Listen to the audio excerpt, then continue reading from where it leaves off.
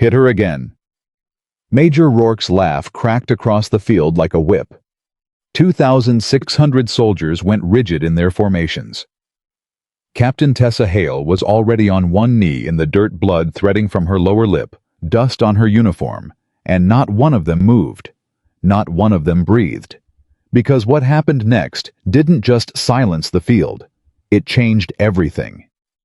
If you're watching this, subscribe to our channel and drop the name of your city in the comments. I want to see how far this story travels. The morning had started the way most mornings at Fort Grayson.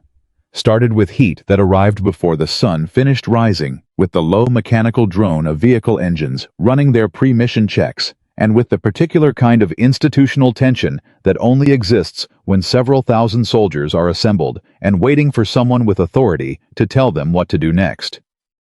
The demonstration field at Fort Grayson sat at the eastern edge of the installation, a wide flat rectangle of packed earth surrounded on 3 sides by temporary aluminum bleachers, and on the 4th by the ranked formations of 11 battalions standing at parade rest. It was the kind of field that had seen every variety of military theater award ceremonies, safety briefings, qualification reviews, and the soldiers who occupied it that morning carried the vaguely restless energy of people who expected to watch something predictable. What they were about to watch was not predictable. Operation Safe Harbor was the installation's largest coordinated disaster response exercise in 11 years.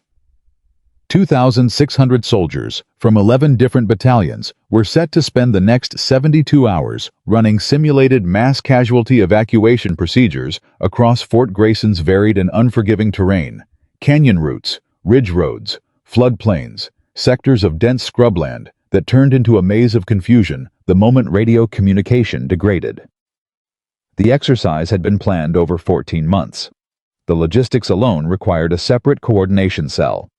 And standing at the front of the assembled formation that morning, occupying the space between the bleachers and the ranked soldiers, with the proprietary ease of a man who had always assumed a room belonged to him the moment he entered it, was Major Grant Rourke. Rourke was 41 years old and built like someone who had spent 2 decades reminding himself and everyone around him of that fact. His decorations were legitimate. He had deployments. He had a combat action badge. He had a reputation in the training community that preceded him into every room he walked into. He was also the kind of man who had never fully separated his sense of personal worth from the amount of deference he received, and who experienced any deviation from that deference as something approaching a physical affront. He stood with his arms crossed and his chin slightly elevated, watching the assembled soldiers the way a man watches a crowd he is entirely confident is watching him back. He had been watching Captain Tessa Hale since she checked into Fort Grayson 6 weeks earlier. Tessa was 32 slight in the way that people who have spent a long time in rehabilitation become slight, not from absence of effort, but from the particular economy of a body that has learned to do more with less. Her left shoulder carried a medical profile that was a matter of formal record, the result of an injury that had taken her off operational status for 14 months. Her personnel file was clean, but thin in the ways that mattered to someone like Rourke. 2 years in a planning assignment, a long medical recovery, a reassignment to personnel recovery work that Rourke privately categorized as the military equivalent of being parked somewhere comfortable until the institution figured out what to do with you. He had read her file the week she arrived and formed an opinion in approximately 11 minutes. He had not revised that opinion once in the 6 weeks since. What Rourke's reading of Tessa's file could not tell him, what no unclassified personnel file could tell him, was why the shoulder injury had happened, where it had happened, or what Tessa had been doing at the moment the damage was done. That information existed in a separate record that required a clearance Rourke did not possess. It described in the spare and clinical language of classified after-action reports an evacuation operation in a location that was not listed by name, during which a section of tunnel infrastructure had collapsed, during which Tessa had carried a wounded teammate for 63 meters through degraded air before the secondary passage sealed behind them, and during which that teammate, whose name also did not appear anywhere in Tessa's unclassified file, had not survived the night. Tessa had not spoken publicly about any of this. She had returned to duty when the medical board cleared her, completed her processing into Fort Grayson's personnel recovery section, and presented herself to her new posting with the particular quietness of someone who has decided that certain things do not belong in certain conversations. Rourke read her quietness as vacancy. He saw a woman who moved carefully, who answered questions with precision rather than enthusiasm, who had no visible need to establish her credentials in any room she entered. Every quality that reflected Tessa's actual character, her discipline, her refusal to perform, read to Rourke as confirmation of exactly what he already believed. She was a desk officer playing at operations. She was the kind of soldier that lowered standards produced, and the institution's increasing sentimentality protected. She was in his private assessment, a liability with a captain's rank, and the fact that she was about to be assigned one of the most complex sectors of Operation Safe Harbor seemed to him less like a challenge and more like an opportunity. Because Rourke had designed the opportunity himself, the morning's demonstration was standard practice before a large exercise. A review of personnel recovery techniques, a chance to walk the assembled formations through basic principles of stability and control. Sergeant First Class Owen Pike was Fort Grayson's senior combat instructor. He was 35, massively built, technically precise, and possessed of a kind of fundamental decency that had never quite been extinguished by his years of watching how authority operated.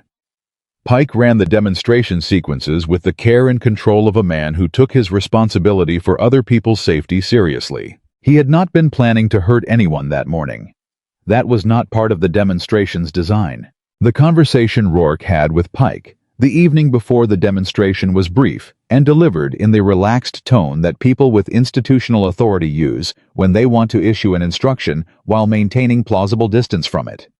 He mentioned in passing that the demonstration might benefit from being somewhat more realistic. He mentioned that controlled techniques sometimes looked too controlled, too gentle, and that the soldiers watching needed to understand that the real world was harder than the training environment. He mentioned specifically that Captain Hale was observing, and that it would be instructive for the assembled formation to see how a real recovery specialist responded under actual pressure. He said the phrase, "Don't pull your punches," without any apparent awareness of how literally he was using it. Pike had stood in Rourke's office and listened to all of this and said, "Yes, sir," in the tone soldiers use when they are complying with something they will think about later. He thought about it for most of the night. When the demonstration began, the field was already warm enough that the soldiers in the bleachers had stopped sitting fully upright. The morning had the slightly festive quality of large military exercises, the sense that something significant was happening, the low current of anticipation that moves through large formations when they are assembled and waiting. Rourke stood at the edge of the demonstration area with his arms still crossed and his assessment still intact, and Tessa stood near the center of the field, where the instructor had called her forward, wearing the same unreadable expression she wore in every room. The first sequence went as planned. Pike demonstrated a wrist control. Tessa served as the subject. The technique was applied, and the watching soldiers absorbed it with the attentiveness of people who expect they might need to use this information. Then Pike struck her. It was not the controlled strike the demonstration called for.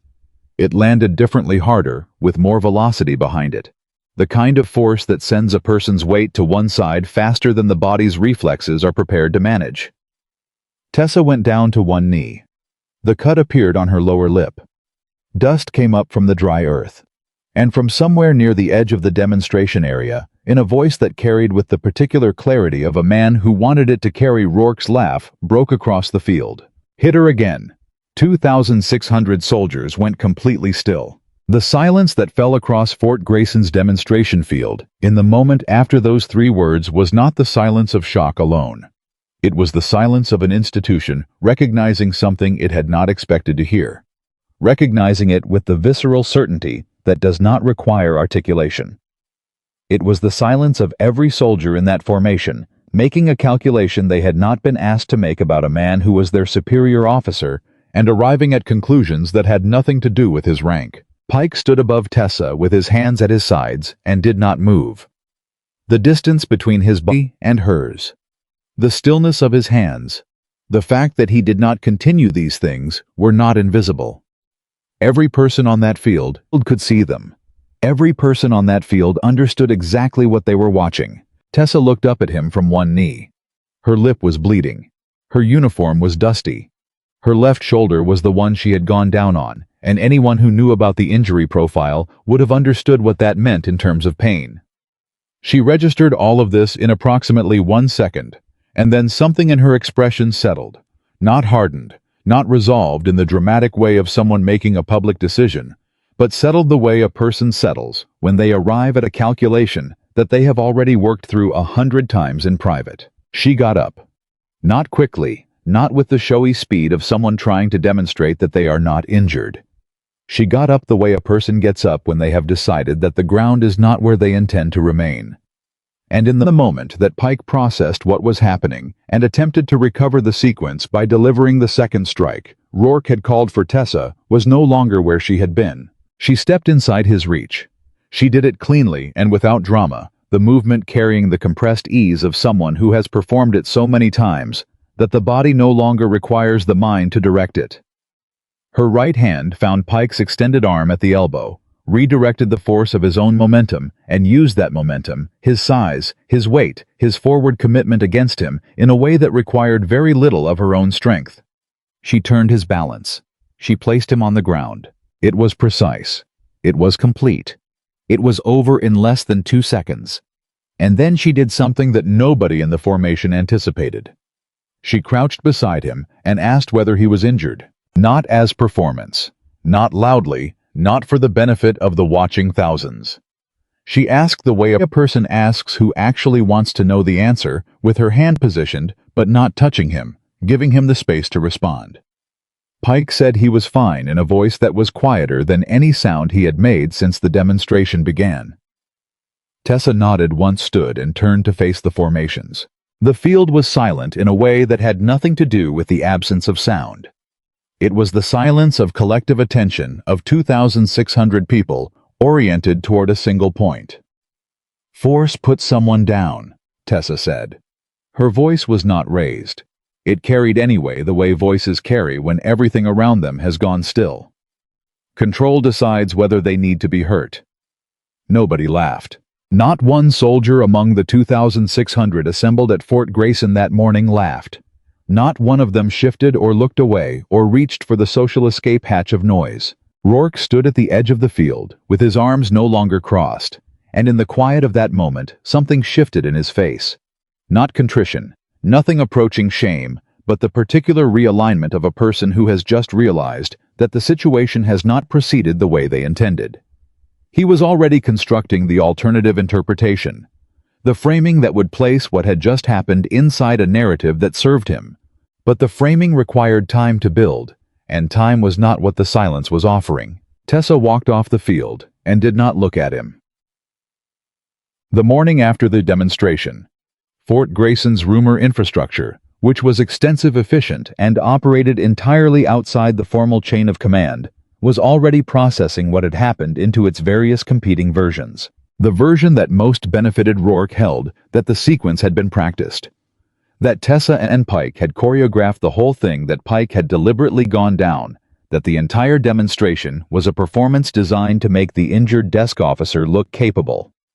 This version spread primarily through the networks closest to Rourke's circle of influence, and it had the considerable advantage of being unfalsifiable by anyone who hadn't been standing within 15 feet of the two of them. The version that was true spread more slowly, the way true things often do, through the quieter conversations of soldiers who had been paying attention to Pike's hands and Pike's face, and the specific quality of his stillness when Rourke's voice cut across the field. Tessa knew about both versions by mid-morning.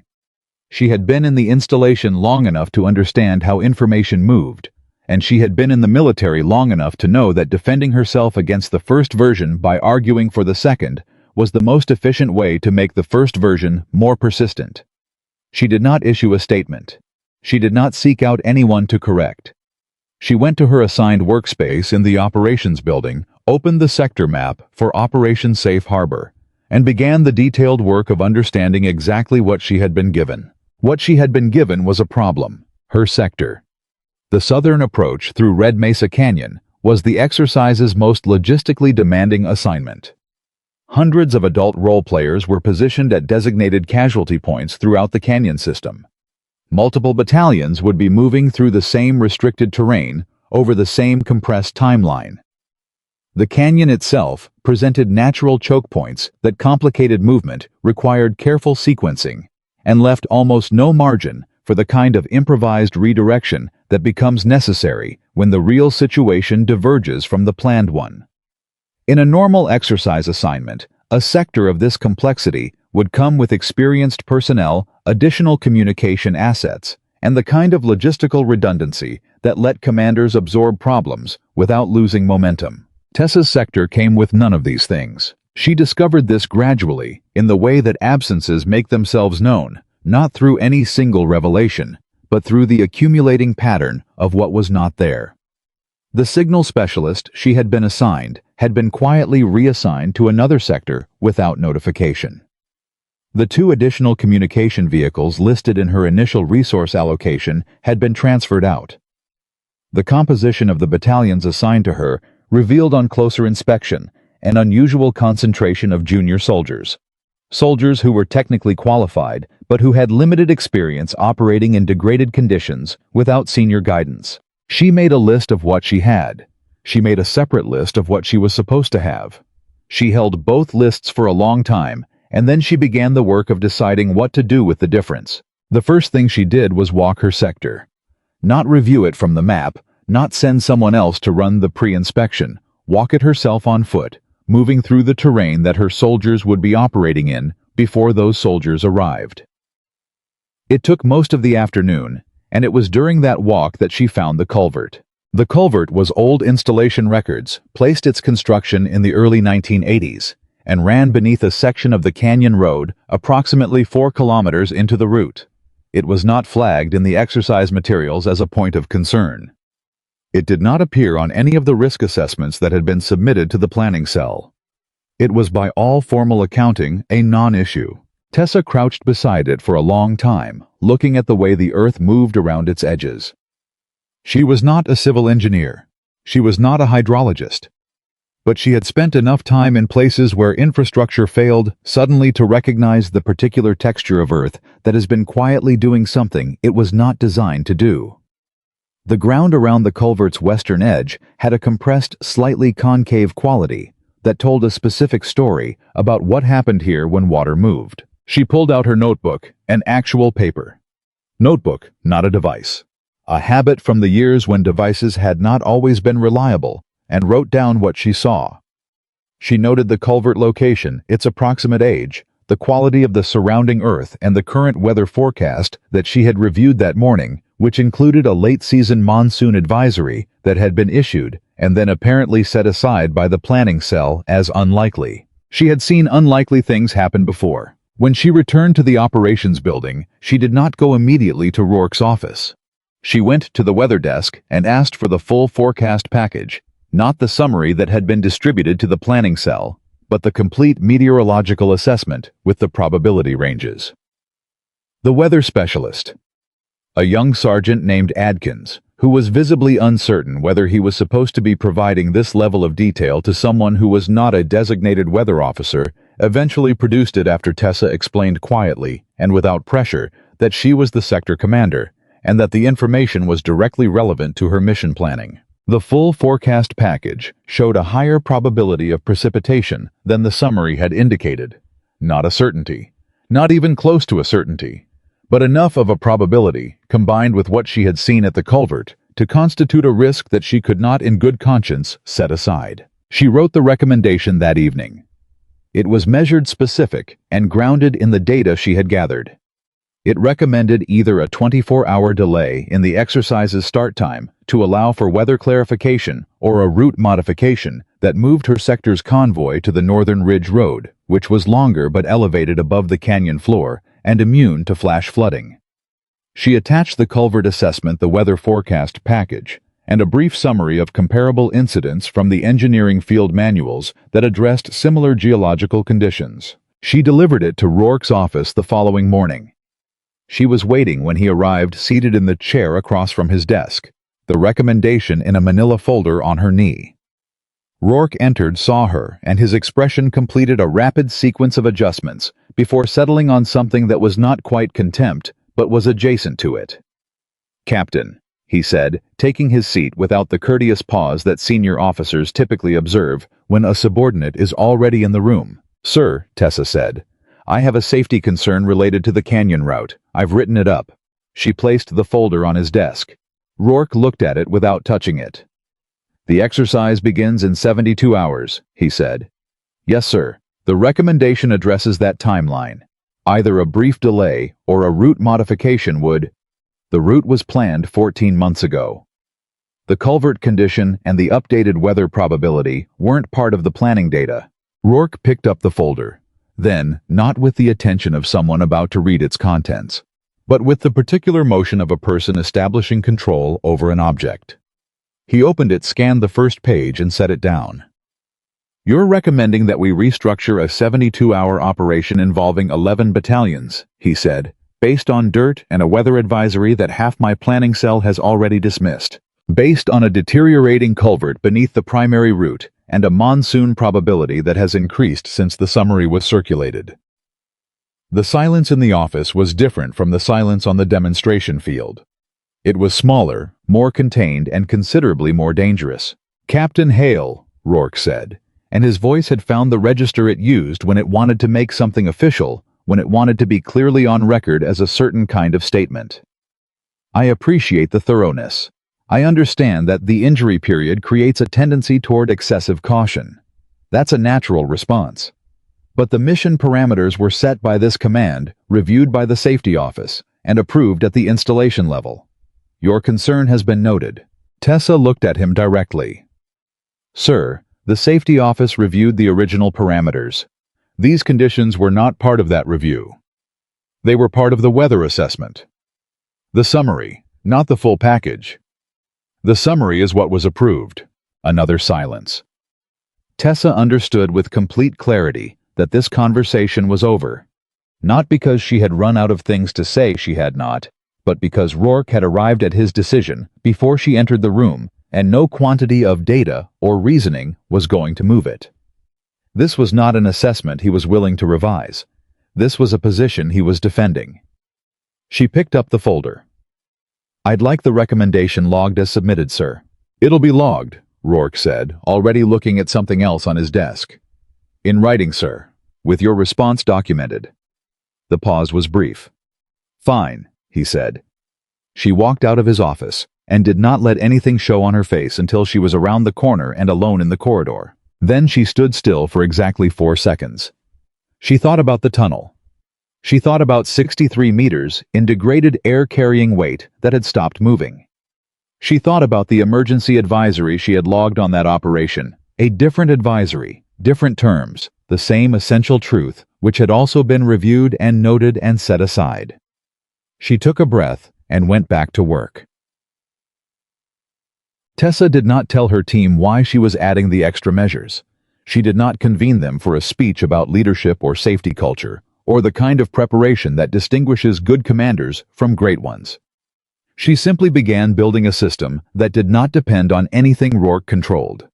She found them through the simple method of paying attention. Specialist Maya Chen was 24 years old and had been assigned to a signal support role that consistently underestimated her. Tessa noticed her during a routine equipment check when Maya corrected a configuration error that 2 senior soldiers had been cycling past for 20 minutes.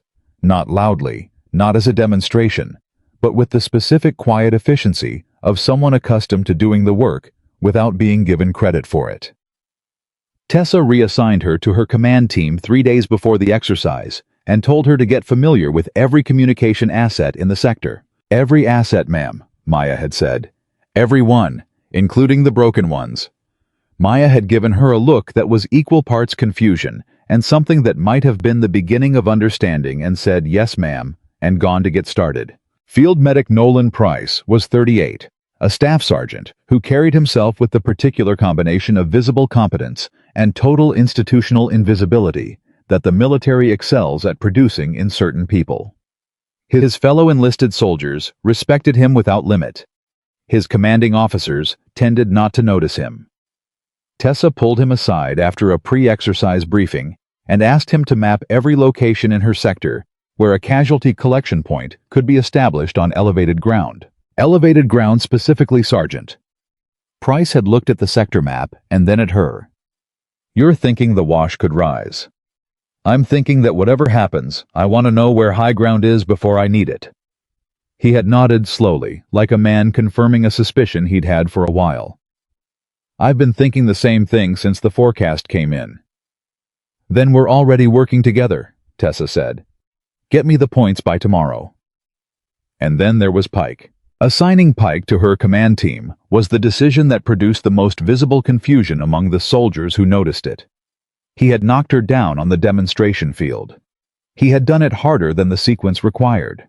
The story of Rourke's laugh had spread through every formation by that point, and the story of Tessa putting Pike on the ground had spread alongside it. And the combination of the two stories had created a particular narrative expectation that Tessa would either avoid Pike or punish him, that she would assign him somewhere peripheral, somewhere that communicated the distance she had established, somewhere that made the accounting visible. Instead, she assigned him to the most demanding rescue team in the sector, and told him directly that she was doing it because he was the most qualified person for the job. Pike stood in the briefing area with that information and processed it for what Tessa estimated was about 6 seconds longer than most things took him to process. You know what happened out there, ma'am, he finally said. I know what happened. And you're putting me in charge of the canyon crossing team, because you're the strongest qualified person I have, and the crossing team might need that. She paused. If you're asking whether I trust you, that's a fair question. You'll have to earn it. But I'm not going to put you somewhere useless to settle a score. That's not what this mission needs. Pike was quiet. His hands opened and closed once at his sides, a gesture that Tessa noted without commenting on. What do you need from me, ma'am? He asked. I need you to be better than the instruction you were given. He went back to work. She watched him go and thought that he understood exactly what she had meant. The runner network came together over the course of 3 days.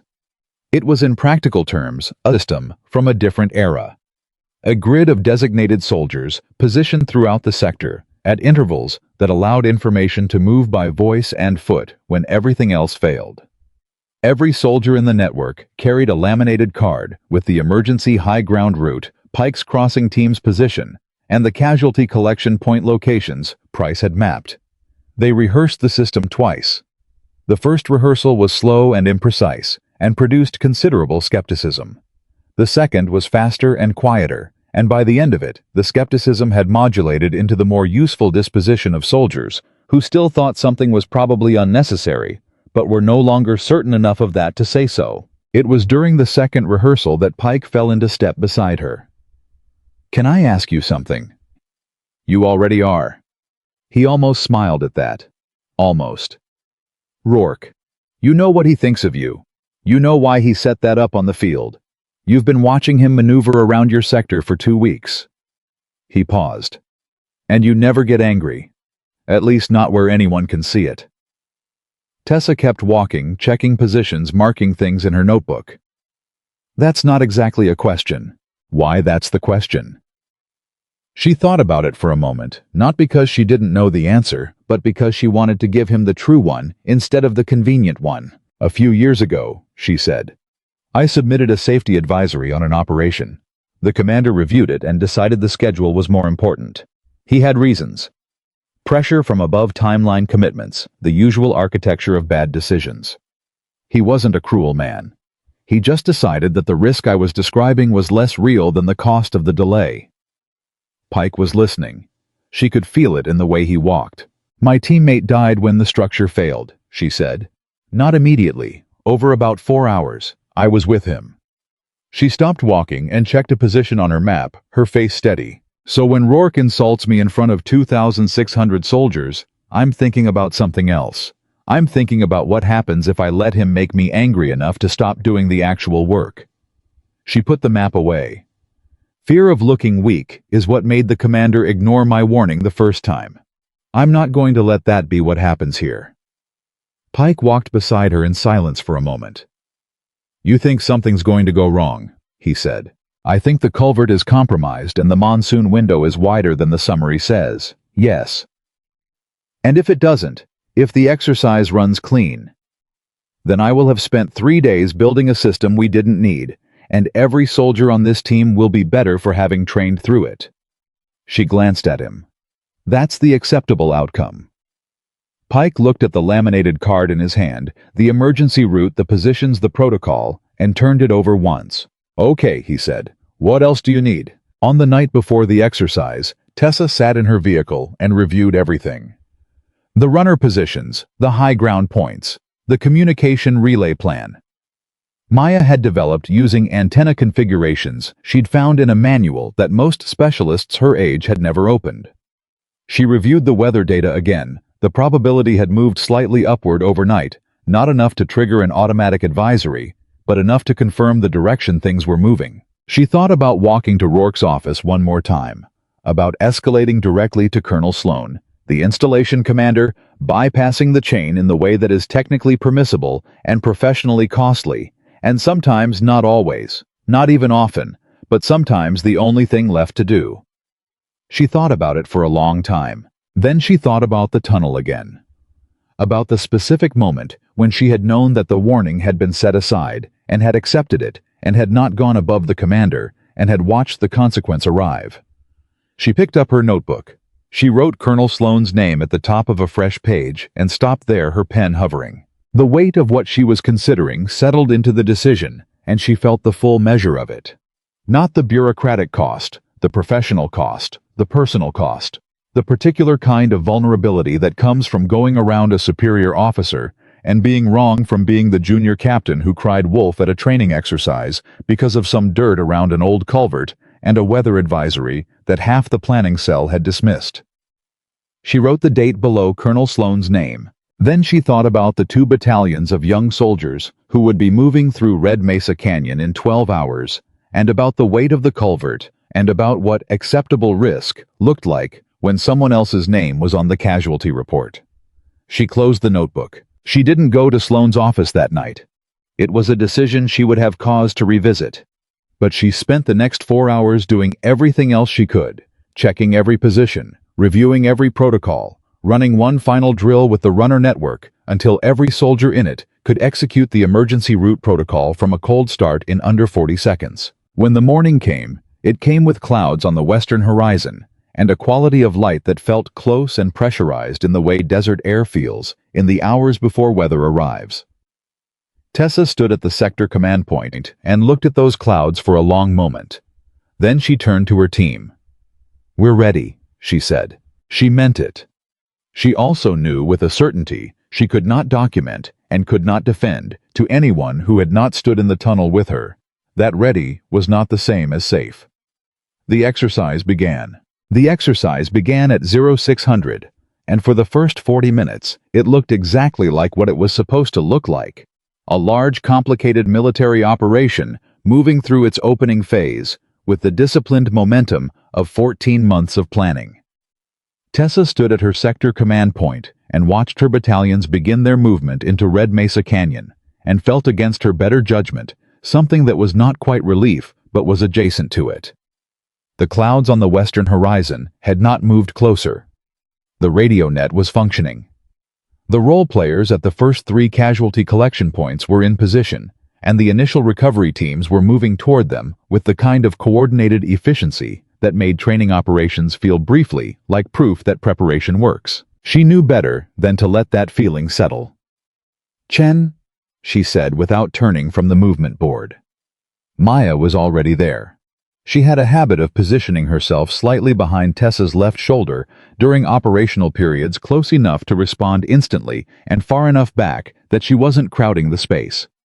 It was the kind of instinctive professional positioning that nobody had taught her and that Tessa had noticed on the first day. "Weather relay is holding," Maya said.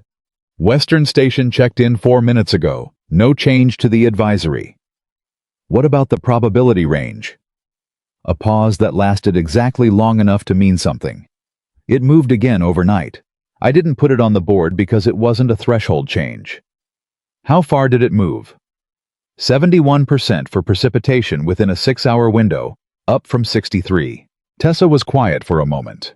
Around her, the command point hummed with the controlled activity of soldiers doing their jobs, passing information, updating positions, managing the thousand small logistics of a large-scale exercise. None of them had heard the number Maya had just given her, or if they had, none of them had the context to understand what it meant against everything else she was holding. "Keep watching it," Tessa said. "Every 30 minutes, not every hour." "Yes, ma'am." The first rotation of recovery teams cleared the initial sector without incident, and for a moment, a brief deceptive moment, the morning felt manageable. Then, Corporal Dennis Reed came back from the forward position at kilometer 3, with a look on his face that Tessa recognized before he said a word. "Ma'am, the runner at Checkpoint Charlie says the signal vehicle that was supposed to be at the canyon split is gone." Tessa kept her expression level. "Gone since when?" "Sergeant Tran says it was reassigned yesterday afternoon. He didn't get notification until this morning." She didn't react visibly. She pulled out her notebook, found the page where she had recorded her original resource allocation, ran her finger down the list, and confirmed what she already knew. The signal vehicle had been on that list. It was no longer in her sector. "Get me the vehicle log," she said. "The actual log, not the summary." Reed came back 12 minutes later with a printout that confirmed it. The vehicle had been transferred to Sector Alpha at 15:47 the previous afternoon. No notification to Tessa's command. No compensating asset provided. The name on the transfer authorization was Rourke's. She stood with that paper in her hand for a moment, feeling the specific weight of it. Not anger, not even surprise, but the cold and clarifying recognition of a pattern completing itself. He had taken her reserve signal asset without telling her. He had done it the day before the exercise. He had done it after reviewing her safety recommendation and dismissing it. He had done it, she understood with complete certainty, because he wanted her to fail publicly, and on a scale that would make the failure impossible to reframe. "Ma'am," Maya said quietly, appearing at her shoulder again. "I know," Tessa said. "We still have the antenna configuration, the one from the manual. How long to deploy it?" 20 minutes to set up, maybe 15 if Reed helps." "Then start now. Don't wait for me to ask again." Maya moved. Tessa turned to her next problem. The rumors had followed the exercise into the field. The way rumors always follow through informal channels, through the half-conversations of soldiers standing near each other at assembly points, through the particular social transmission network that functions in every military formation, regardless of rank or regulation. By mid-morning, the story circulating through the battalions in Tessa's sector had evolved into something specific, that Pike had gone easy on her. That the demonstration had been arranged.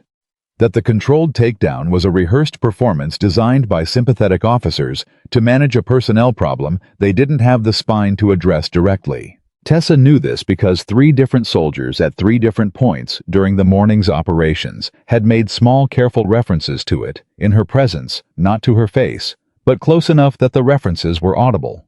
It was a specific kind of provocation, calculated and deniable, the kind that functions by never quite becoming something you can formally address. She addressed none of it. She continued working. But at kilometer 2, during a coordination check with the lead recovery team, a sergeant named Kelsey, 26 years old, visibly good at his job. The kind of soldier who had absorbed the command climate around him without realizing how thoroughly it had shaped his assumptions, said something that crossed the line from deniable to direct. "You sure you want to be calling audibles on this route, Captain? Some of us were watching the field yesterday." The soldiers around him went still. Not all of them. Kelsey's team was mixed, and 2 of the soldiers at the back had the particular careful posture of people trying to disappear, but enough of them went still that the comment landed in a silence that amplified it. Tessa turned from the map table and looked at Kelsey directly. "Were you watching the whole demonstration, Sergeant?" He held her gaze. "Enough of it. Then you saw Sergeant Pike on the ground," she said. "What conclusion did you draw from that?" The question was genuine. She asked it the way she asked every question, without the rhetorical architecture of someone building toward a predetermined point, which was precisely why it was so difficult to deflect. Kelsey hesitated. "I drew the conclusion that it looked arranged." And what would you have needed to see to draw a different conclusion? A longer hesitation. The soldiers at the back of the formation had stopped trying to disappear and were now very carefully paying full attention. "I don't know," he finally said, which was honest enough to be worth something. "That's a fair answer," Tessa said. "Here's what I know for certain. In about 4 hours, you and your team are going to be responsible for recovering a casualty position in a section of this canyon that loses radio contact during periods of heavy precipitation. I need you thinking about that, not about yesterday." She paused. "If you still have doubts about my judgment after the exercise, I'll sit with you and we'll go through the whole thing. That's a genuine offer." Kelsey looked at her for another second.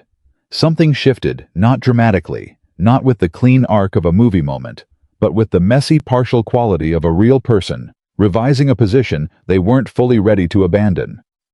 "Yes, ma'am," he said. She went back to the map. What she didn't show him was the calculation she had just made, that his doubt was not random, that it had a source, and that the source had been operating systematically since the morning after the demonstration. She had been cataloging the reassigned signal vehicle, the junior heavy battalion compositions, the rumors with their suspicious consistency, the specific timing of the resource transfers. Each piece individually was manageable. Collectively, they described something deliberate. She thought about Rourke in his office, watching the exercise unfold from the command post, waiting for the moment when the scale of her sector overwhelmed her. Reduced resources and the absence of redundancy became visible to everyone watching. She thought about how he had constructed the situation not brutally, not with obvious malice, but with the patience and institutional knowledge of a man who understood that the most effective traps are the ones that look like ordinary circumstances. She thought about all of this, and then she put it down, because the exercise was still running, and there were still people in the canyon who needed her full attention. At Kilometer 4, she found Price at the elevated casualty station he had established, organizing his supplies with the precise efficiency of a man who had been doing this for long enough that efficiency was indistinguishable from calm. "How's it looking up here?" she asked. "Good position," Price said. "Sight lines to both approaches, access to the ridge path if we need it. I put a second team at the backup point you marked." "How much extra supply did you bring up?" He looked at her steadily. "Enough for about 40 additional casualties. I told the supply clerk it was a miscount." "Was it a miscount?" "It was the amount I needed." She almost smiled. "Okay, ma'am," he said, and his voice shifted into the register of something he'd been holding. "The medic team from 2nd Battalion, they don't have elevated positions. Their collection point is in the wash." Tessa stopped. "Show me." He showed her on the map. The 2nd Battalion medical team's designated collection point was in the lower section of the canyon, in a natural widening of the wash that made it logistically convenient and geographically exposed. If the wash rose. When the wash rose, she corrected herself, because she was no longer operating. In probability, the position would be untenable in under 20 minutes. "Can we move them?" "I can recommend it. They're under their own chain. Get me the team leader on radio." The radio call took 4 minutes to connect, and the response from the 2nd Battalion medical team leader, a well-meaning lieutenant named Cross, who had clearly absorbed the command climate's assessment of Tessa's caution, was politely resistant. "We're positioned according to the exercise plan, Captain. I'd need a directive from my battalion commander to relocate. Lieutenant, the position you're in is below the flood line for this section of the canyon." "We're not in a flood scenario. We're in a mass casualty exercise." "What do you do if the scenario changes?" A pause. "We adapt." "From a wash you can't get out of in 20 minutes. Another pause, longer this time. "What are you recommending?" "Move to the elevated shelf 40 meters north of your current position. You keep the same casualty coverage area. You just have an exit." The silence on the radio had the particular quality of someone conducting an internal argument they hadn't expected to have. "I'll need to note the deviation," Cross said finally. "Note it. Move the team." Cross moved the team. He noted the deviation. And Tessa moved on to the next problem. By 10:30, she had resolved 14 separate resource or coordination issues that should not have existed. Should not have. That is, if her sector had been set up the way sector commands were supposed to be set up. She had documented each one briefly and precisely in her notebook. The documentation was not for the exercise. The exercise did not require documentation at that level. The documentation was for what she understood was likely to come after. That was when Pike found her at the kilometer 6 relay point, coming in from his crossing team's position, with something in his expression that was new. "We've got a problem," he said. "Which kind? The culvert." He held her gaze. "I took my team past it on the approach. The ground's softer than it was 2 days ago, significantly softer." Tessa felt the information land with the precision of a confirmation rather than a surprise. She had been waiting for this in the way you wait for a diagnosis you have already made. How soft? "I pushed a tent stake into the earth next to the western edge. It went in 30 centimeters with no resistance. 30 centimeters. 2 days ago, the earth there had resisted the heel of her boot. She did not need an engineering degree to understand what had happened to the water table beneath that road. When did it change? Overnight. Something shifted. The edge near the drainage channel has a new depression, maybe 8 inches across, maybe more, like the ground is settling." She was already reaching for her radio. "Maya." "Ma'am." Instantly. "What's the Western weather station showing?" A short pause. "Precipitation has started at the ridge. Light at this point. Moving east." Light. Moving east. Toward the canyon. Toward the culvert. Toward the 2 battalions currently threading through a route she had been told was safe. "How long to the canyon?" "At current movement speed 2 hours. Maybe less if the system accelerates." She held the radio for a moment, weighing what she had. The culvert's condition. The water table. The precipitation moving east. The signal vehicle that was gone. The reserve transport that was. She checked her list, also gone, transferred out the previous afternoon with the same quiet efficiency Rourke had applied to every other resource subtraction. "Get me Rourke," she said. Maya connected her in 90 seconds. Rourke's voice came through with the particular quality of a man who is not surprised to be hearing from her and who has already decided how the conversation will go. "Hale. What is it?" "Sir, I need to report a change in conditions. The culvert at kilometer 4 has significant deterioration ground subsidence on the western edge, consistent with water infiltration. Precipitation has started at the western ridge and is moving east. I'm recommending the exercise is on schedule." "Sir, the conditions have changed since." "The conditions are within the parameters of the approved risk assessment."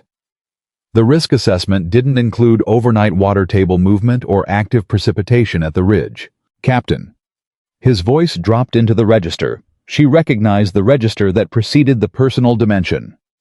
"You filed a recommendation. It was reviewed. The operation was approved.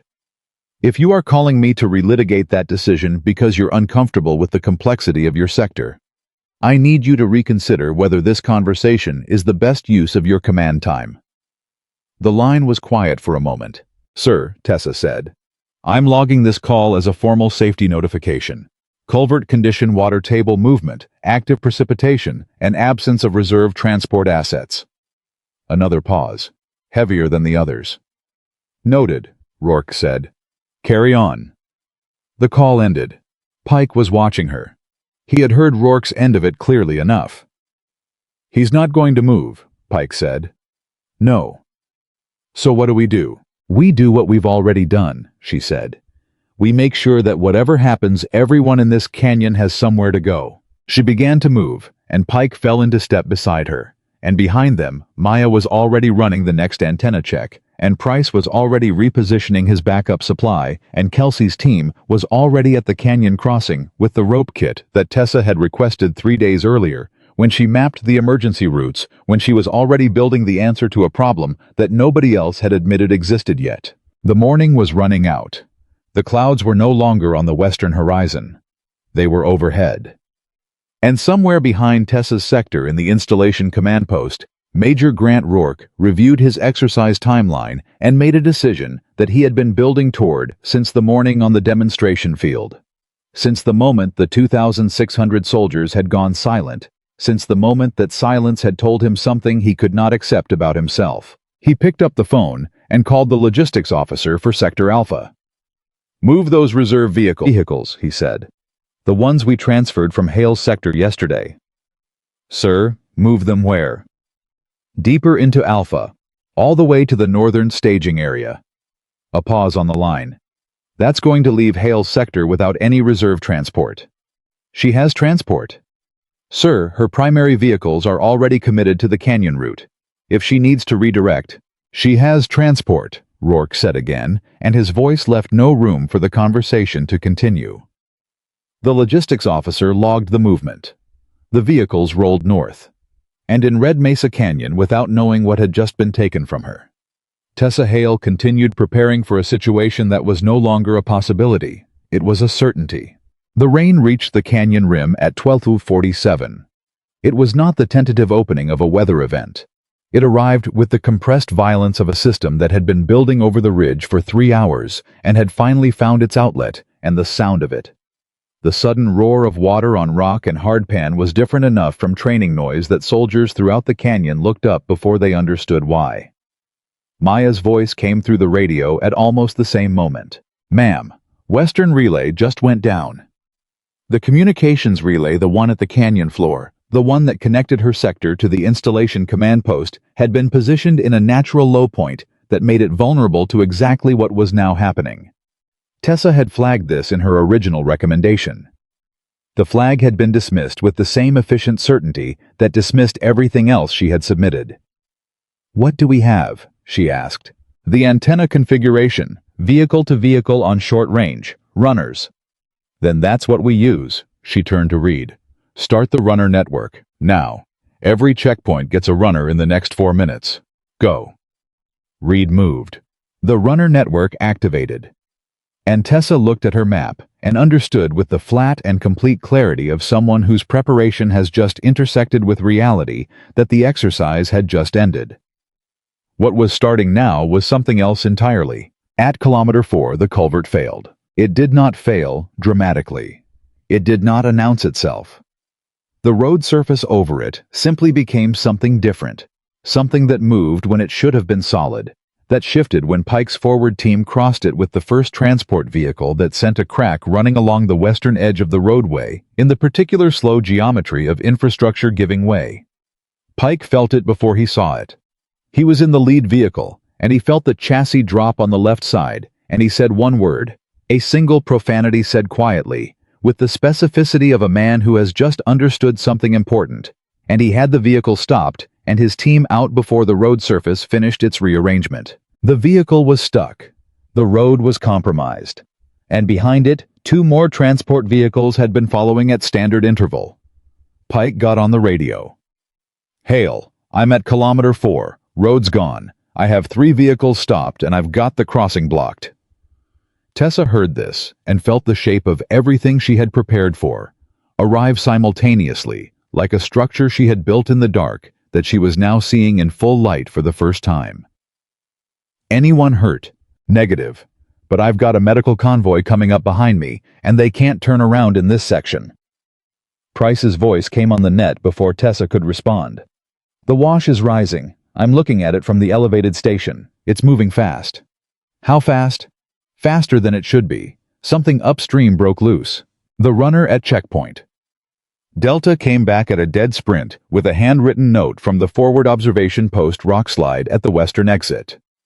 The canyon's primary escape route, the one the entire convoy had been counting on, was blocked. Tessa stood with all of this information in the space of approximately 4 seconds, and then she started giving orders. She had been ready for this. Every decision she had made over the past 3 days, the runner network, the elevated collection points, the antenna configuration, the emergency route markings, the rope kit at the crossing. Every one of them was a decision that had been made precisely for this moment, for the moment when the situation stopped being what anyone had planned for and started being what it actually was. She did not know yet that Rourke had just moved the last of her reserve transport to the northern staging area, 60 kilometers away from the canyon she was standing in. She did not know that the decision had been made 14 minutes ago, while the rain was still on the ridge. She would learn it later, and the weight of it would land differently once she understood the timing. But she didn't know it yet. What she knew was this. There were people in this canyon, and the canyon was no longer safe, and she had built the only system capable of getting them out. She got to work. The first order Tessa gave was not about the vehicles. It was not about the blocked crossing, or the rising wash, or the rock slide sealing the western exit. The first order she gave was about the people farthest from her. Read, runner to checkpoint Echo checkpoint Foxtrot and the battalion tail. Same message, suspend forward movement hold position. Wait for runner confirmation before anything moves. Go. Reed was already moving before she finished the sentence. She watched him go and turned to the map in her hand. The paper map, the one she had marked herself 3 days ago with the emergency routes in red ink, and began the calculation she had been running in pieces for 72 hours now, assembled into a single complete picture. 3 vehicles stuck at kilometer 4. A medical convoy boxed in behind them. The western exit sealed by rockslide. The wash rising from below, with a velocity that Price had described as wrong faster than it should be, which meant something upstream had given way, which meant the water was not at its peak. The communications relay down. Reserve transport gone, though she still didn't know how completely. The runner network active. The antenna configuration operational, but limited to short range. And 2,600 soldiers distributed across a canyon that was in the process of becoming something the exercise planners had never accounted for. She did not think about Rourke. She did not think about the demonstration field, or the manila folder, or the phone call that had ended 40 minutes ago, with the word noted delivered in the tone of a man closing a door. She thought about the map and the people and the order of the problems. Price, she said into the radio. The medical convoy behind the stuck vehicles, how many people and can they reach your elevated station on foot? Price came back in seconds. Counting role players and personnel, approximately 38. The station access path is passable. It'll take them 20 minutes.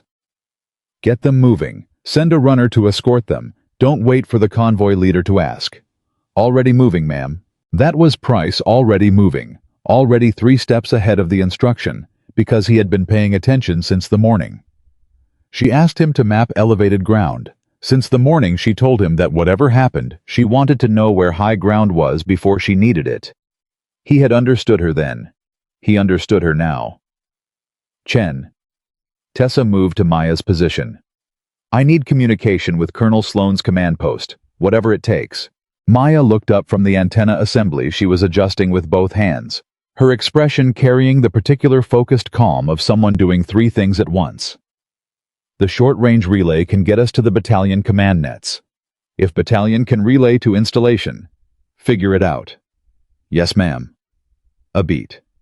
It's going to take a few minutes. Then start now and have fewer minutes.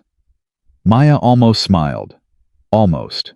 The crossing at kilometer 4 was the immediate physical problem, and it was Pike's problem to solve.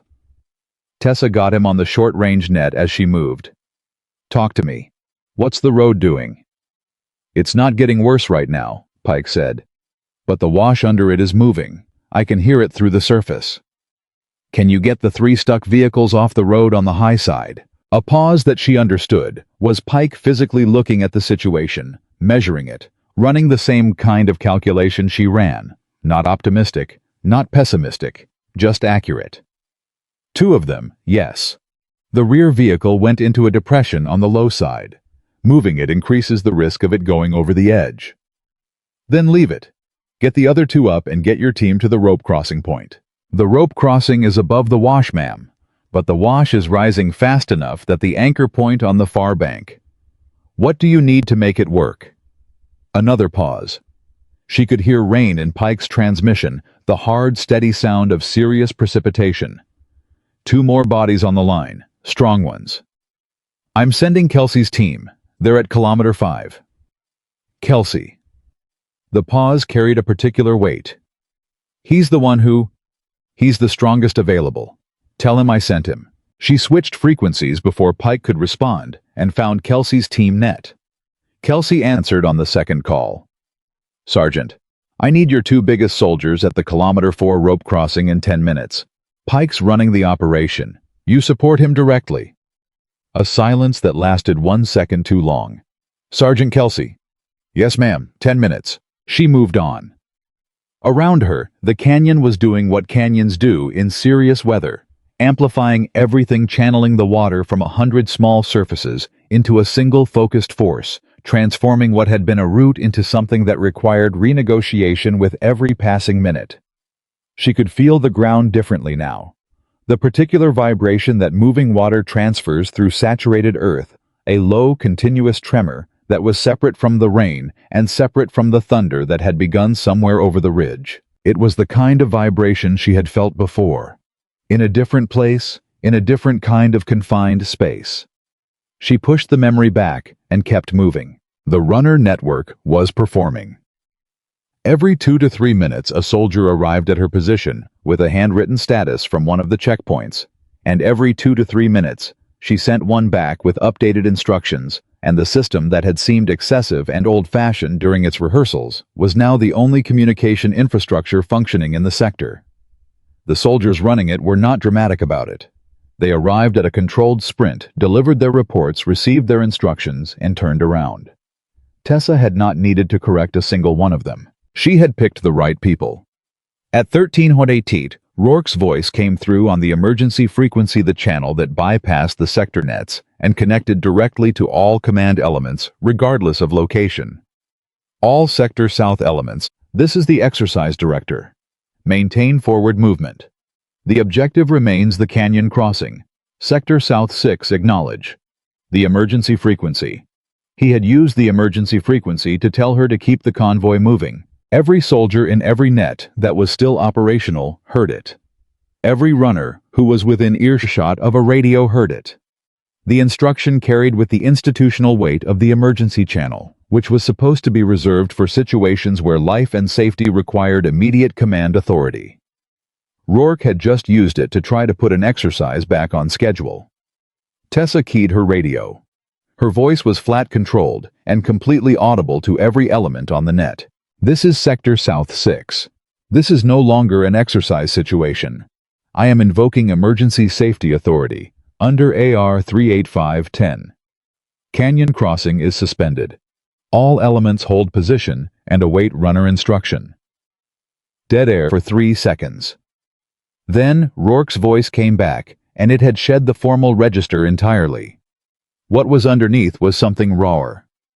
You froze on the mat, Hale. Don't freeze now. The silence after those words was different from any silence the canyon had produced that morning. It was not the silence of weather or distance or degraded communication. It was the silence of every soldier within earshot, processing what a superior officer had just said on the emergency frequency during an active safety situation. It was the silence of an institutional line being crossed in public audibly, without ambiguity. Pike came back on the net before Tessa could respond. His voice was controlled, but barely. Sector South 6, this is Pike. Rope crossing is established. Ready to begin evacuation on your order. He had not acknowledged Rourke. He had, with complete deliberateness, directed his communication to Tessa, and only to Tessa. Tessa keyed her radio. Begin the crossing. Medical convoy first. Move. She did not respond to Rourke. She had nothing to say to him that would improve the situation, and improving the situation was the only thing she had time for. The crossing took 41 minutes. It felt like a different kind of time, not the compressed, accelerating time of crisis in the conventional sense, but the particular elongated time of physical effort, conducted against a deadline that is visible and moving. The wash had risen to Pike's knee level by the time the first group crossed. It was at his hip by the time the medical convoy reached the far bank. He stood in the current for 38 of those 41 minutes, anchoring the line with his body, correcting the rope angle, when the current shifted, calling instructions to the soldiers crossing with the unhurried precision of a man who has decided that panic is not among his available options. Kelsey's 2 soldiers held the near bank anchor. They were both younger than Kelsey, both visibly frightened in the specific way of people doing something genuinely dangerous rather than training dangerous, and neither of them let go. Tessa watched the crossing from the bank and tracked every other problem simultaneously. The runner network fed her status reports. Price sent updates from the elevated station as casualties. Real casualties. 2 soldiers who had slipped on the canyon path, one with a twisted ankle and one with a wrist injury, were brought to him. Maya reported that she had reached a battalion command net and was routing a relay toward the installation. Then Maya appeared at Tessa's shoulder, and her voice was different, lower, quicker, carrying the specific register of someone delivering information that changes the shape of everything. "Ma'am, I've got the installation net. Colonel Sloan is at the command post." Tessa took the handset. She had 20 seconds of connection before the relay degraded. She used all 20 of them. "Colonel Sloan, this is Captain Hale, Sector South. Culvert failure at kilometer 4. Western exit blocked by rockslide. Wash rising rate inconsistent with current precipitation, suggesting upstream breach. Medical convoy evacuated to elevated station. Rope crossing operational. I need engineering assets at the north. Rope crossing operational. I need engineering assets at the Northern Ridge access point, and I need them now.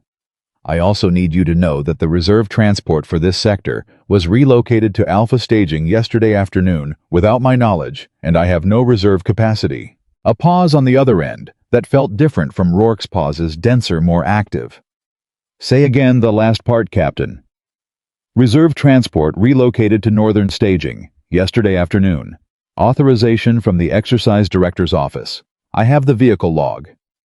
Another pause. "I'm coming to your command post," Colonel Sloan said. "Engineering is moving." The connection dropped. Tessa handed the radio back to Maya and looked at the crossing. 31 people across, 7 more to go. The water was at Pike's chest. "Price," she said. "What's the upstream situation? Is anyone watching the canyon above the breach point?" Price came back after a 10-second delay that she spent watching the rope line and counting. "I put a runner at the ridge observation post an hour ago. He just came back. And he says there's a debris wave moving this way." The sentence landed in her chest with a weight that was entirely physical. A debris wave. A wall of accumulated material, water, rock and organic matter, released when an upstream obstruction fails, does not announce itself with the gradual visibility of rising water. It arrives. It arrives with the kind of finality that allows no intermediate negotiation, and the canyon floor, where 7 soldiers and Sergeant First Class Owen Pike were currently standing in the water, was in its direct path. "Pike," she said into the radio, "get out of the water. Now, everyone, move. We've got 7 people still crossing. Abort the crossing. Move everyone to high ground. There's a debris wave inbound. Ma'am, if we abort, if you don't abort, you die. Move, Pike." 2 seconds of silence that felt like a different unit of time entirely. "Moving," Pike said. What happened in the next 4 minutes was the kind of organized chaos that only coheres in retrospect when the people who lived through it have had time to arrange the pieces into a sequence. Tessa was issuing simultaneous instructions to 4 different elements while physically moving toward the crossing point, where Pike was pulling the last group of soldiers from the water with the urgency of a man who has just been told the truth about the timeline. Kelsey's soldiers released the anchor on her command and scrambled for the high bank path. The 7 who hadn't crossed yet moved laterally away from the crossing toward the emergency path that Tessa had marked in red ink 3 days ago, when she stood in this canyon alone with her notebook and understood what it was capable of. She counted heads. She counted them again. Everyone was moving. The path was narrow, but it was there, and they were on it, and the sound from upstream, the low building roar that she recognized before she identified it, the sound of the tunnel returning in a different form, was still far enough away that they had seconds to work with. Not many seconds, but enough. She was the last person on the high path when the debris wave came through. She felt it more than she saw it. The displacement of air, the concussive change in pressure, the sound like something enormous being released from a constraint it had been building against for longer than anyone knew. The lower canyon disappeared in a surge that would later be measured at 11 feet above the pre-storm wash level, carrying material from 3 kilometers upstream, obliterating the rope crossing and the anchor points and the section of road at kilometer 4 in approximately 90 seconds. Tessa stood on the high path with her hand flat against the rock wall beside her and counted the soldiers around her. She moved her lips as she counted because she did not trust herself to do it silently and get it right. Everybody was there. She closed her eyes for exactly 3 seconds. Then she opened them and got back to work. The northern ridge path was longer than the canyon route by 4 kilometers. In dry conditions, it was manageable. In rain on foot with soldiers who had just evacuated a flooding canyon and role players who were no longer playing a role, it was a different kind of challenge, slower, more demanding, requiring the constant coordination of a runner network that was now the sector's entire command infrastructure. Tessa moved along the column, checking in, adjusting the pace, making sure that Price's elevated station was positioned to receive people as they emerged, and that the engineering assets Colonel Sloan had dispatched were meeting them at the ridge access point. She did not know yet what was happening at the installation command post. She would learn it later that Rourke had arrived at the command post during Sloan's return and had immediately begun constructing the alternative narrative, telling the colonel that Tessa had panicked, had abandoned the exercise objective, had overestimated the danger, and underestimated the operation's capacity to handle normal weather variation. She would learn that his account had briefly found traction with 2 officers who had only seen the delayed timetable and the aborted crossing and not the conditions that produced them. She would also learn that Maya had brought the weather data, all of it, the full forecast package with the probability ranges, the timestamps on the advisory updates, the documented movement of the western station readings, and that Price had radioed his upstream debris assessment in before the wave arrived, creating a documented record that predated the event.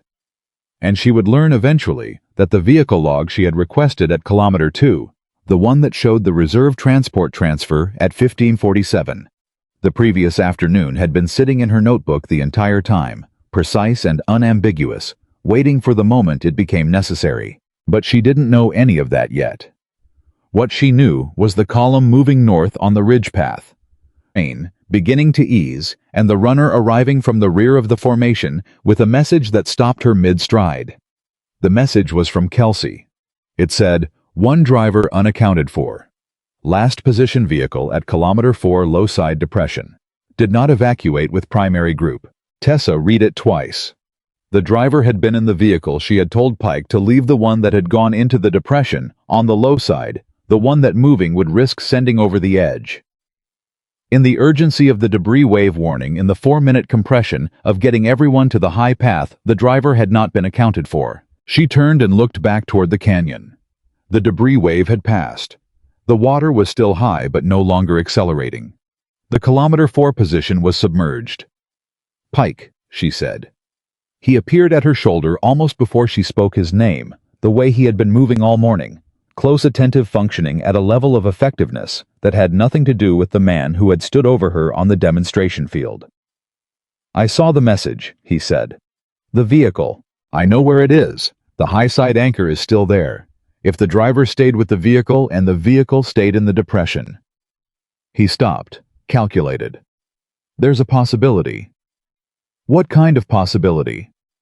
He looked at her directly. "The kind worth checking." She held his gaze for 1 second. "Take 2 swimmers and the remaining rope. I'm coming with you." "Ma'am, you need to stay with the column. Reed is with the column. He has the runner network and the map. He knows what to do." She was already moving. "Let's go." What happened at kilometer 4 in the following 22 minutes was not heroic in the cinematic sense. It was cold and wet and physically demanding, and it required Pike to re-enter the water that had nearly consumed him 20 minutes earlier with a rope around his waist and 2 soldiers holding the other end from the bank, feeling along a submerged road surface for a vehicle that may or may not have remained where they had left it. It had remained. The depression had actually held it. The low-side pocket that had looked like a liability had functioned in the particular perverse logic of real emergencies as a kind of anchor. The driver specialist, Aaron Lim, 22 years old, who had followed his training and stayed with the vehicle when the evacuation call came too fast and too loud for him to understand that it applied to him, was alive, sitting on the vehicle's roof with his knees against his chest and 6 inches of clearance between himself and the water that surrounded him on every side. Pike reached him first. He said later that Lim's first words when Pike appeared out of the water were not a cry for help or an expression of relief. They were, "Am I in trouble?" Pike had laughed a short, involuntary sound that surprised him. "Not even a little," he said. "Come on." Getting Lim back across was slower and more careful than anything they had done at the original crossing, because the water was still moving, and the rope was at its limit, and there was no room for a second mistake. Tessa held the near-bank position and called instructions and watched Pike move through the water with Lim secured to him, and she counted each meter. They covered the way she had counted the soldiers on the high path, lips moving one number at a time because it mattered too much to do carelessly. They came out of the water onto the bank, and Lim sat down immediately on the ground, still asking whether he was in trouble. Pike sat down next to him and said no, and for a moment the two of them just breathed. Tessa crouched in front of Lim. She was soaking wet, and her left shoulder was aching in the specific way it ached when she had been demanding things of it that exceeded its stated limits, and she was looking at a 22-year-old soldier who had spent the last 22 minutes sitting on a submerged vehicle roof, and the question that he kept asking was whether he was in trouble. "You're not in trouble," she said. "You followed your training. You stayed with the vehicle. You stayed calm." She paused. "You did exactly right." Lim looked at her. Something in his face, the residual shock, the braced expectation of consequences, began slowly to release. "Thank you, ma'am." She stood and turned to Pike. He was wringing water from his sleeve with the methodical focus of a man giving himself something to do while his body processed what it had just experienced. She watched him for a moment. "Pike." He looked up. "I told you the crossing team needed the strongest qualified person." He held her gaze. "Yes, ma'am." "You just proved it twice." I didn't say anything. He didn't need to. She turned and started back toward the ridge path, and after a moment, she heard him get up and follow. And behind him, Lim and behind Lim. The two swimmers, all of them moving through the easing rain toward the column that was working its way up the northern ridge toward the engineering assets that Sloan had dispatched toward the elevated station where Price had 38 people accounted for, and 2 with minor injuries, and all of them out of the water. At 15:47, the same hour, by coincidence, that Rourke's vehicle transfer had been logged the previous afternoon. Tessa reached the ridge access point, and the engineering sergeant who met her there said, "All your people are accounted for, ma'am. We've got the casualty handoff ready." She stood for a moment with that information. All her people. Every battalion that had been in the canyon. The role players who had stopped being role players when the water rose and had simply been people in a dangerous situation who needed help. The runners, the medics, the crossing teams, the soldiers who had held the rope, and the ones who had run the paths, and the one who had sat on a vehicle roof and stayed calm because his training told him to. All accounted for. All of them. "Good," she said. "What's the count on minor casualties?" 19, ma'am, all ambulatory. 19 minor casualties out of 2,600 soldiers in an unplanned flash flood event in a confined canyon with no reserve transport, no installation. Communications relay and reserve vehicles 60 kilometers away in a staging area they were never supposed to be in. She wrote the number in her notebook. She wrote the time. She wrote the date. Then she looked up toward the installation and thought about Colonel Sloan at the command post and thought about Rourke building his version of events in the same room and understood that the second phase of this day was about to begin. She closed her notebook and started walking. She walked into the installation command post still wet. She had not changed her uniform. She had not stopped at her quarters to clean up or compose herself or present the version of herself that the institutional environment expected. She had walked from the ridge access point directly to the command post building, and she had arrived with canyon water still darkening her sleeves and mud on her boots, and the notebook in her left hand, and she had walked through the door and found exactly what she had expected to find. Rourke was already there. He had positioned himself with the particular deliberateness of someone who understood that physical space inside an institutional room carries meaning standing near Colonel Sloan's desk, rather than at the wall close enough to the center of the room to signal authority far enough from the door that anyone entering had to cross his field of view to reach the colonel. He was dry. His uniform was clean and pressed. He looked like a man who had spent the afternoon at a command post managing a crisis, which was the version of himself he had been constructing with careful attention since approximately 1320. Colonel Miriam Sloan was 52 years old and had been the installation commander for 14 months, and she had reached her rank through the specific combination of institutional intelligence and personal discipline that allows a person to see through the architecture of a room without appearing to look. She was seated behind her desk when Tessa entered, and her eyes moved from Rourke to Tessa and then back to Rourke with an attention that did not announce itself. "Captain Hale," she said. "Sit down." "I'd rather stand, Colonel." A pause. Sloan studied her for a moment. The wet uniform, the mud, the notebook, the particular quality of stillness in a person who has been moving continuously for 6 hours and has not yet allowed themselves to stop. "Sit down," she said again, not unkindly. Tessa sat. Rourke began immediately. He had clearly been waiting for the room to reach the configuration he needed. Senior officer present, subordinate seated, himself standing, and he moved into his account with the momentum of someone who has been rehearsing it. "Colonel, what happened in Sector South today was a significant operational failure. Captain Hale abandoned the exercise objective, halted a multi-battalion movement at a critical juncture, and invoked emergency authority in a situation that did not meet the threshold for that authority. The resulting delay put the entire exercise timeline at risk, and the western exit was sealed by rockslide," Tessa said. "Weather events are part of the exercise design. The culvert at kilometer 4 failed. The wash rose to 11 feet above storm baseline. A debris wave came through the lower canyon at approximately 3:41. She opened her notebook. "I have the runner reports with timestamps." Rourke's momentum adjusted the way a man adjusts his weight when he feels the floor shift. "The point is not the specific conditions. The point is command judgment. Captain Hale's response to elevated conditions was to stop, not to adapt. My response was to evacuate 38 people from a position that went underwater 17 minutes after they left it," Tessa said. "I have Price's timestamps on that as well." The room was quiet for a moment. Colonel Sloan had not moved. "Major Rourke," she said, "you mentioned the emergency authority invocation. Walk me through your assessment of whether the conditions met the threshold." Rourke produced his account with the fluency of someone who has prepared it carefully. The conditions were within the range of expected weather variation. The culvert had been inspected and cleared. The risk assessment had been reviewed and approved at the installation level.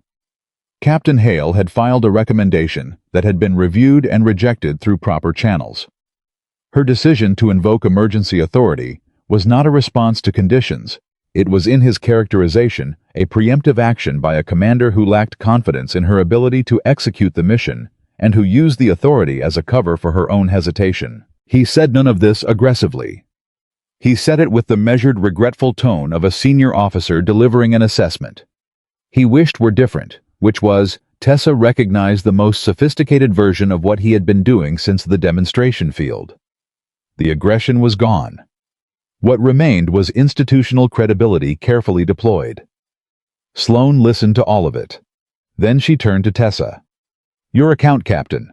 Tessa gave it.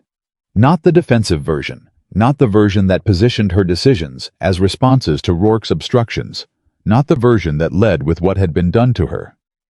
She gave the operational account, the culvert assessment, the weather data, the recommendation, the resource transfers. She had discovered the preparations, she had made the sequence of decisions during the event and the outcome. 19 minor casualties. 2,600 accounted for. Then she said something that Rourke had not prepared for.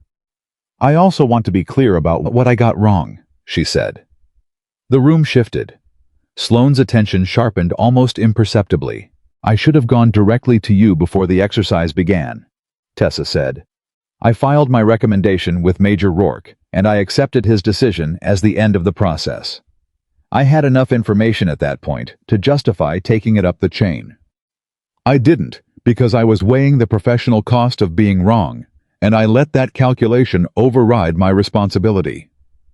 She paused. "That's on me. It's separate from what Major Rourke chose to do, but it's mine, and I'm not going to leave it out." The silence after that was different from any silence the command post had produced that afternoon. Rourke was looking at her with an expression she had not seen on his face before. Not contempt. Not the adjusted momentum of someone managing a challenge, but something rawer and less prepared. The expression of a man who has spent the day building a case against an opponent who has just declined to be an opponent. Sloane was quiet for a long moment. When she spoke, she addressed Rourke. "Major, the reserve transport for Sector South. Walk me through that decision." The pause before Rourke answered was exactly 1 second too long. The Alpha Sector required additional assets for their expanded casualty simulation. The transfer was within my authority as exercise director. When was Captain Hale notified? The logistics officer. When was Captain Hale notified? Another pause. The transfer was logged in the system. That's not what I asked. Rourke's expression completed a series of rapid adjustments. The formal notification may not have reached her before the exercise began. May not have, Sloane repeated. Not a question. There was a communication gap in the logistics chain. Sloane looked at him for a moment, the way she had looked at the room when Tessa first entered, with the complete attention of someone who sees through architecture. Then she looked at Tessa. "You have the vehicle log." Tessa placed it on the desk. Sloane read it for approximately 30 seconds. Then she picked up her phone and made a call. She spoke briefly and quietly into it, and the only words Tessa could clearly hear were "safety officer" and "original recommendation" and "full weather package." She hung up and looked at Rourke. "I've asked Major Daniels to pull the original risk assessment and the weather data that was submitted to the planning cell," she said. "I've also asked for the full forecast package from the weather desk." A pause. "While we wait, I'd like you to explain to me why the risk assessment summary and the full forecast package contain different probability ranges for precipitation." Rourke said nothing for a moment. When he spoke, his voice had found a new register, something quieter and more careful than anything he had used in the room so far. The summary reflected the planning cell's consensus assessment. The planning cell's consensus was based on the summary, Major, not the full data. Sloane's voice was level, which means the consensus was circular. The door opened before Rourke could respond. Major Daniels entered with a folder and a tablet, and the expression of someone who has been asked to produce information they wish were less clear. He placed both on Sloane's desk and stood back. Sloane reviewed the documents for 4 minutes. The room held the kind of silence that happens when an institution is in the process of recognizing itself, when the gap between what it believes about its own functioning and what the record actually shows becomes impossible to step around. "The recommendation Captain Hale submitted is in the file," Sloane said, "dated and time-stamped. The response from your office is also in the file." She looked up at Rourke. "You edited the summary that went to the safety office before approval." Not a question. Rourke's jaw tightened. "I adjusted the language to reflect the planning cell's assessment. You removed 2 data points that Captain Hale had flagged: the culvert condition note and the upper range precipitation probability." She set the folder down. "Those were not editorial adjustments, Major. Those were material omissions in a safety document." The room was absolutely still. Tessa sat with her hands in her lap and her notebook on her knee and did not move. She was not thinking about vindication. She was thinking about the moment in the tunnel when she had understood that the warning had been set aside, and about the difference between that moment and this one, and about what the difference cost. It had cost a friend. It had cost 14 months. It had cost things that were not in any file anywhere. This moment, sitting in this room, wet and tired, and deliberately honest about her own failures, was not a correction of that older loss. It was a separate thing entirely.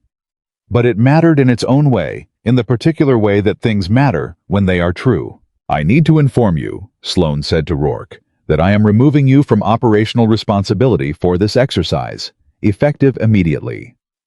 I am also initiating a formal inquiry into the risk assessment modification, the unauthorized resource transfers, and the use of the emergency frequency at 131 today." She paused. "Do you have anything to say for the record?" Rourke looked at her, then at Tessa, then back at Sloane. The arc of his morning, the demonstration field, the phone call, the emergency frequency, the command post completed itself in his expression in a way that he could not fully control, that produced something briefly visible before he reassembled his composure.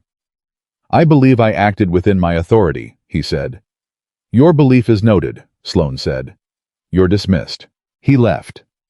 The door did not slam. He was too controlled for that, but it closed with a finality that the room absorbed in silence. Sloane sat for a moment with her hands flat on the desk. Then she looked at Tessa. "The runners," she said. "The elevated positions, the antenna configuration, the vehicle log you had already requested before the event. You built contingencies for a scenario nobody officially acknowledged was possible." "Yes, Colonel." "How long had you been building them?" 3 days. Sloane was quiet. "You knew." "I believe the risk was real. There's a difference." "Walk me through it." Tessa walked her through it. The culvert. The weather data. The feeling she named it honestly called it a feeling rather than a certainty, because that was what it had been, that the conditions described a situation she had seen the consequences of before. She described the tunnel. She described 63 meters in degraded air. She described the specific texture of a decision that has been made for reasons of schedule rather than safety, and the specific texture of what it looks like afterward. Sloane listened to all of it without interrupting. When Tessa finished, the colonel was quiet for a long moment. "You said you should have come to me before the exercise." "Yes." "Why didn't you?" Tessa met her eyes. "Because I was afraid of being wrong. And I let that be more important than it should have been." "That's honest." "It's accurate. There's a difference there, too." Sloane almost smiled. Almost. "The inquiry will be formal. You'll be asked to testify. Everything you've told me will be part of the record." "I understand." "Including what you just said about what you should have done differently." "Especially that," Tessa said. The inquiry convened 4 days later. It moved with the focused efficiency of a process that had abundant documentation and clear jurisdictional authority, which was not how military inquiries typically moved, and which reflected the particular quality of Colonel Sloane's attention once she had decided something needed to be done. The evidence assembled itself with the precision that documentation allows.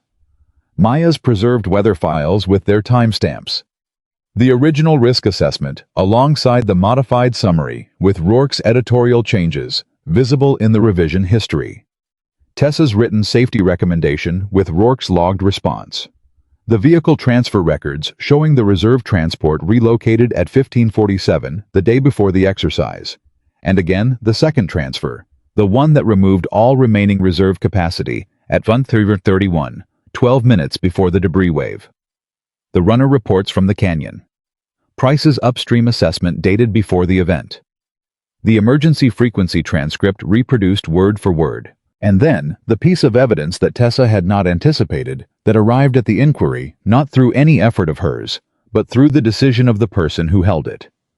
Pike requested to make a statement. He sat before the inquiry board in his dress uniform, with his hands on the table and his posture correct, and his face carrying the expression of a man who has decided to tell the truth at a cost he has already calculated and accepted. He was not comfortable. He was not performing discomfort. He was simply there. "Prior to the demonstration exercise," he said, "Major Rourke instructed me to strike Captain Hale with more force than the controlled sequence required." His specific language was that the assembled formation needed to see how a real recovery specialist responded under actual pressure. I understood this to mean that he wanted Captain Hale publicly disadvantaged. He paused. I complied. I struck her harder than the demonstration called for. The board was quiet. "I want to be clear," Pike continued, "that Major Rourke did not instruct me to injure Captain Hale. The instruction was framed as a training realism concern. But I knew what the actual intent was. I chose to follow the instruction rather than refuse it." He looked at the board directly. "That was wrong. I am responsible for that choice regardless of who gave the instruction." The board member at the center, a colonel named Hargrove, who had the particular stillness of someone accustomed to weighing testimony, looked at Pike for a long moment. "Sergeant Pike, you understand that this statement may have professional consequences for you?" "Yes, sir." "You're making it voluntarily?" "Yes, sir." "Why?" Pike was quiet for a moment. When he spoke, his voice was steady, but not mechanical, the voice of someone saying something they have been thinking about for several days. Because I watched Captain Hale build a system that saved everyone in that canyon, and I watched her do it while being systematically set up to fail. And I watched her tell this inquiry exactly what she got wrong before anyone asked her to. He paused. The least I can do is tell you exactly what I got wrong. Even when nobody made me. Hargrove wrote something on the paper in front of him. Tessa, seated at the witness table to the Pike's left, did not look at him. She looked at the wall behind the board and thought about the morning on the demonstration field, about Pike's stillness, when Rourke laughed about the 6 seconds he had stood above her without moving. She had understood even in the moment what that stillness had cost him. She had never had a word for it until now, sitting in this room and listening to him describe it in his own terms. The board found, after 3 days of testimony, that Major Grant Rourke had materially altered a safety assessment document, exceeded his authority in the unauthorized relocation of operational assets, used the emergency communications frequency for non-emergency purposes, and directed a subordinate to conduct a physical demonstration outside the parameters of the approved sequence, with intent to publicly discredit a fellow officer. He was removed from command. He was referred for formal disciplinary action under the Uniform Code of Military Justice. His decorations and record were not stripped. The inquiry was precise about what it was and was not empowered to address, but the findings were permanent, attached to his file in the way that findings attach. Tessa was not present when the board delivered its findings to Rourke. She did not request to be. She was not interested in that particular version of the moment. She was in the operations building, reviewing the after-action reports from Sector South, making notes about what the runner network had done well and what had taken too long and what would need to be different the next time someone built an emergency communication system out of paper and boots. It was Price who told her. He knocked on the open door of her workspace. He was a man who knocked on open doors, which was one of the things she had noticed about him early, and stood in the frame with his hands in his pockets. "Board's done," he said. She kept writing. "And what you'd expect." "What about Pike's statement?" Price was quiet for a moment. "They gave him a formal counseling. No further action given the voluntary disclosure and the operational conduct during the event." He paused. Hargrove specifically noted the voluntary disclosure. Put it in the record. Tessa set down her pen. She thought about what Pike had said, the least I can do, and about the specific moral weight of a person who chooses honesty at personal cost when silence was available. That weight was not nothing. It was not everything either, but it was not nothing. "He came to see me this morning," Price said. "Before the board finished. He asked if you'd be willing to speak with him." "I know," Tessa said. She had known since the previous evening when Pike had sent a written request through the formal channel.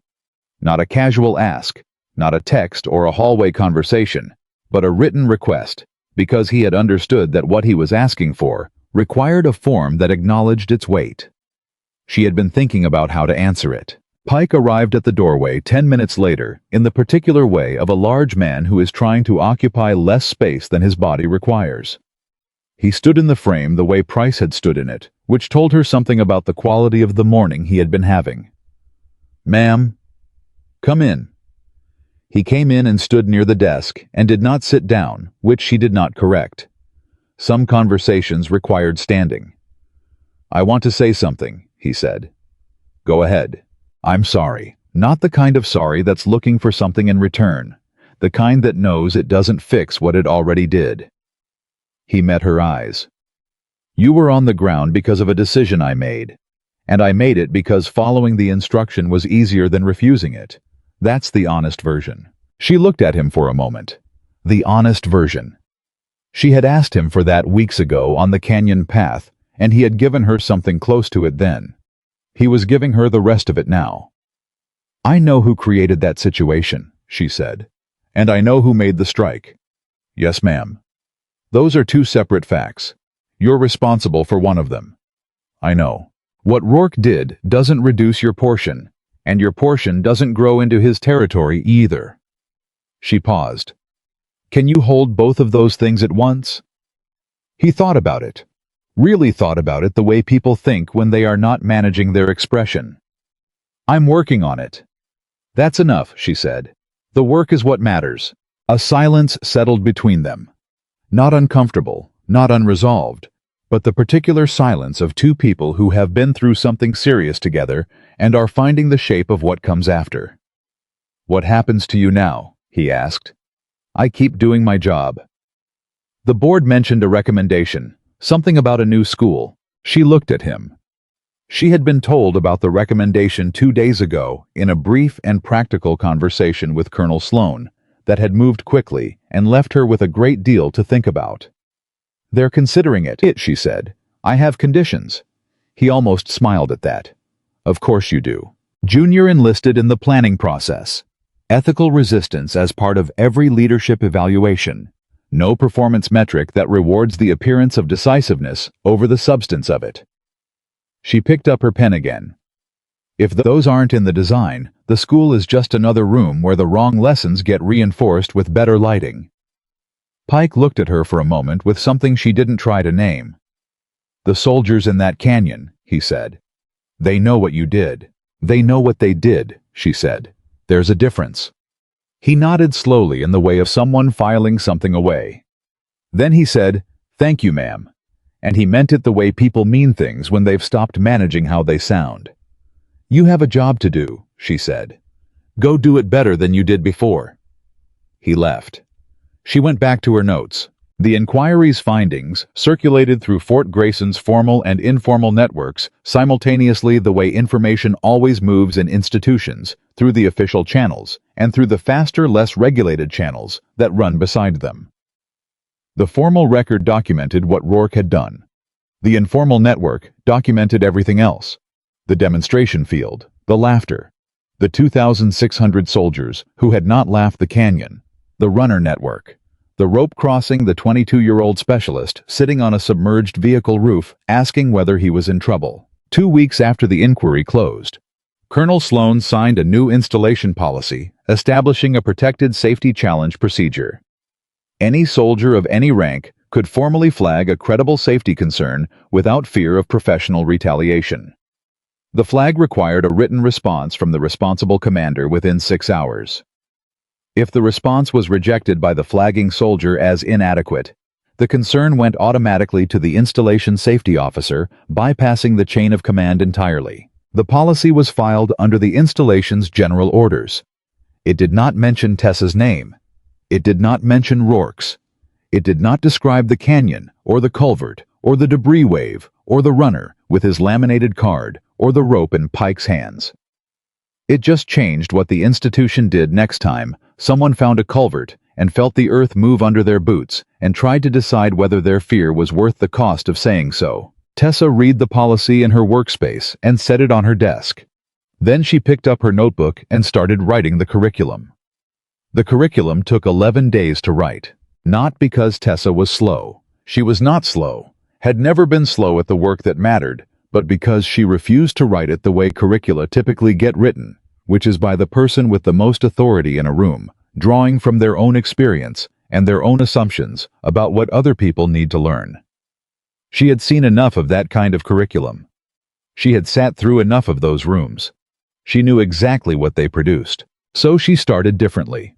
She started by asking. She sent requests, written formal through proper channels, to 19 soldiers who had been in Red Mesa Canyon during the event. Not the senior ones.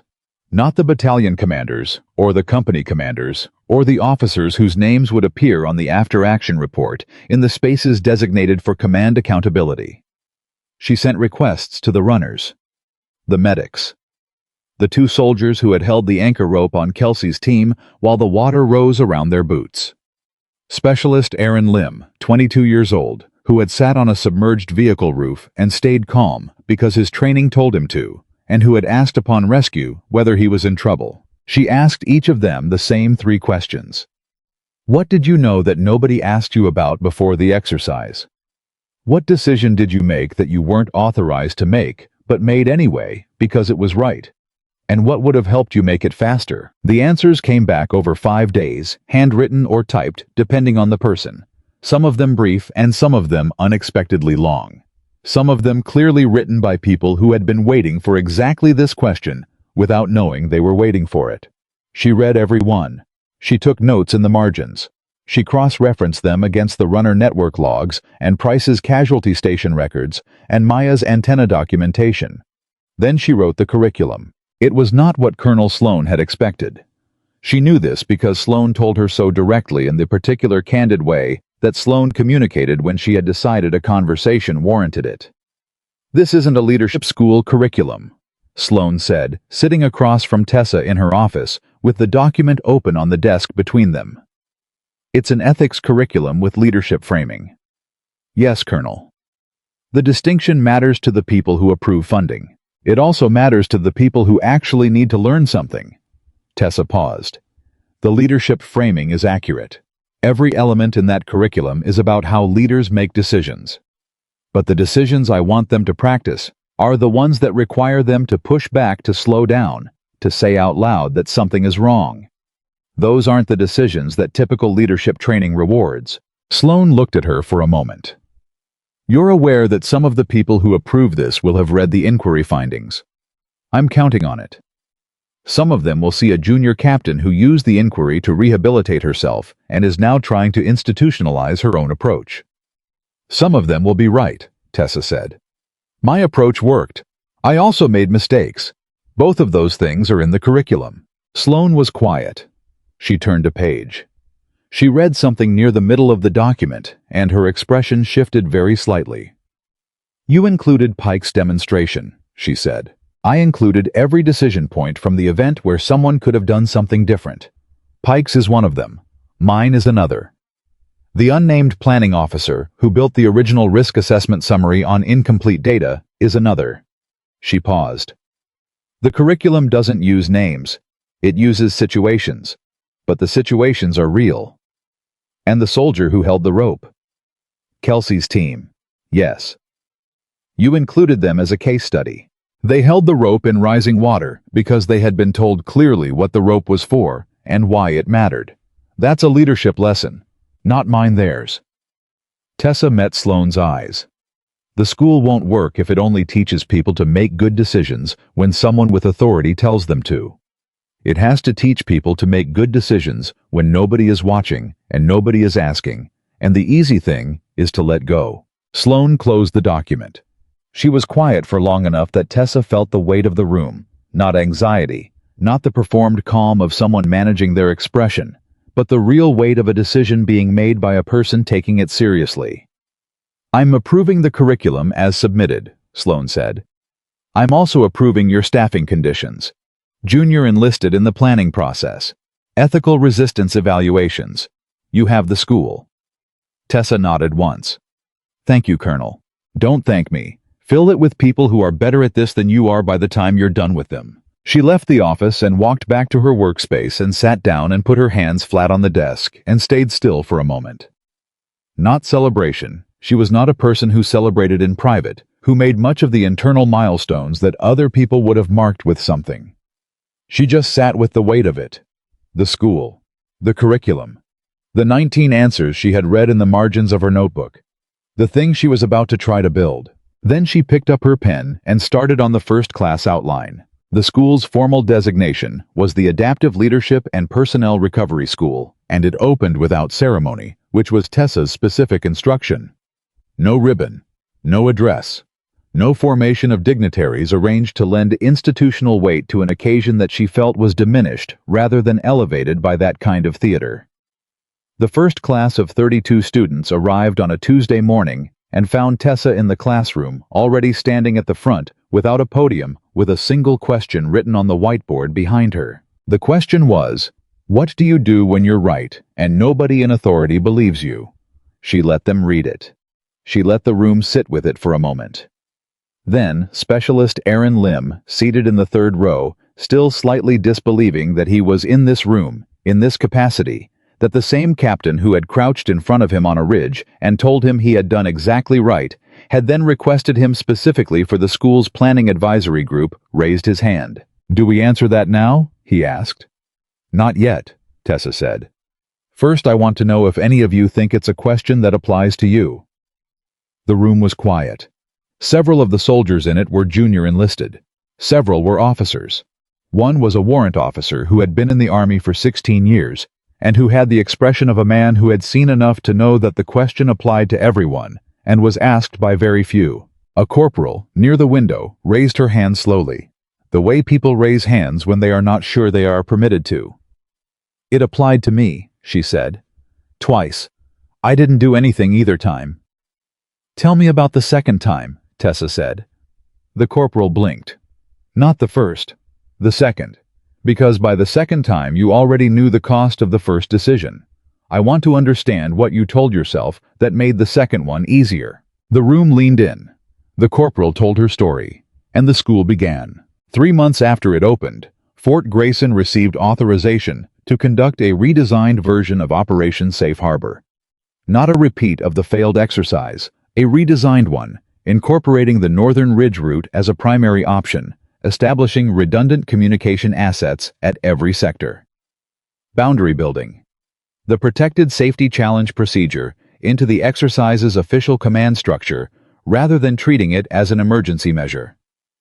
The exercise would involve the same 11 battalions, the same approximate number of soldiers, many of the same personnel. The morning before the exercise, Tessa stood in her school's planning room with the advisory group around the table and reviewed the final preparations.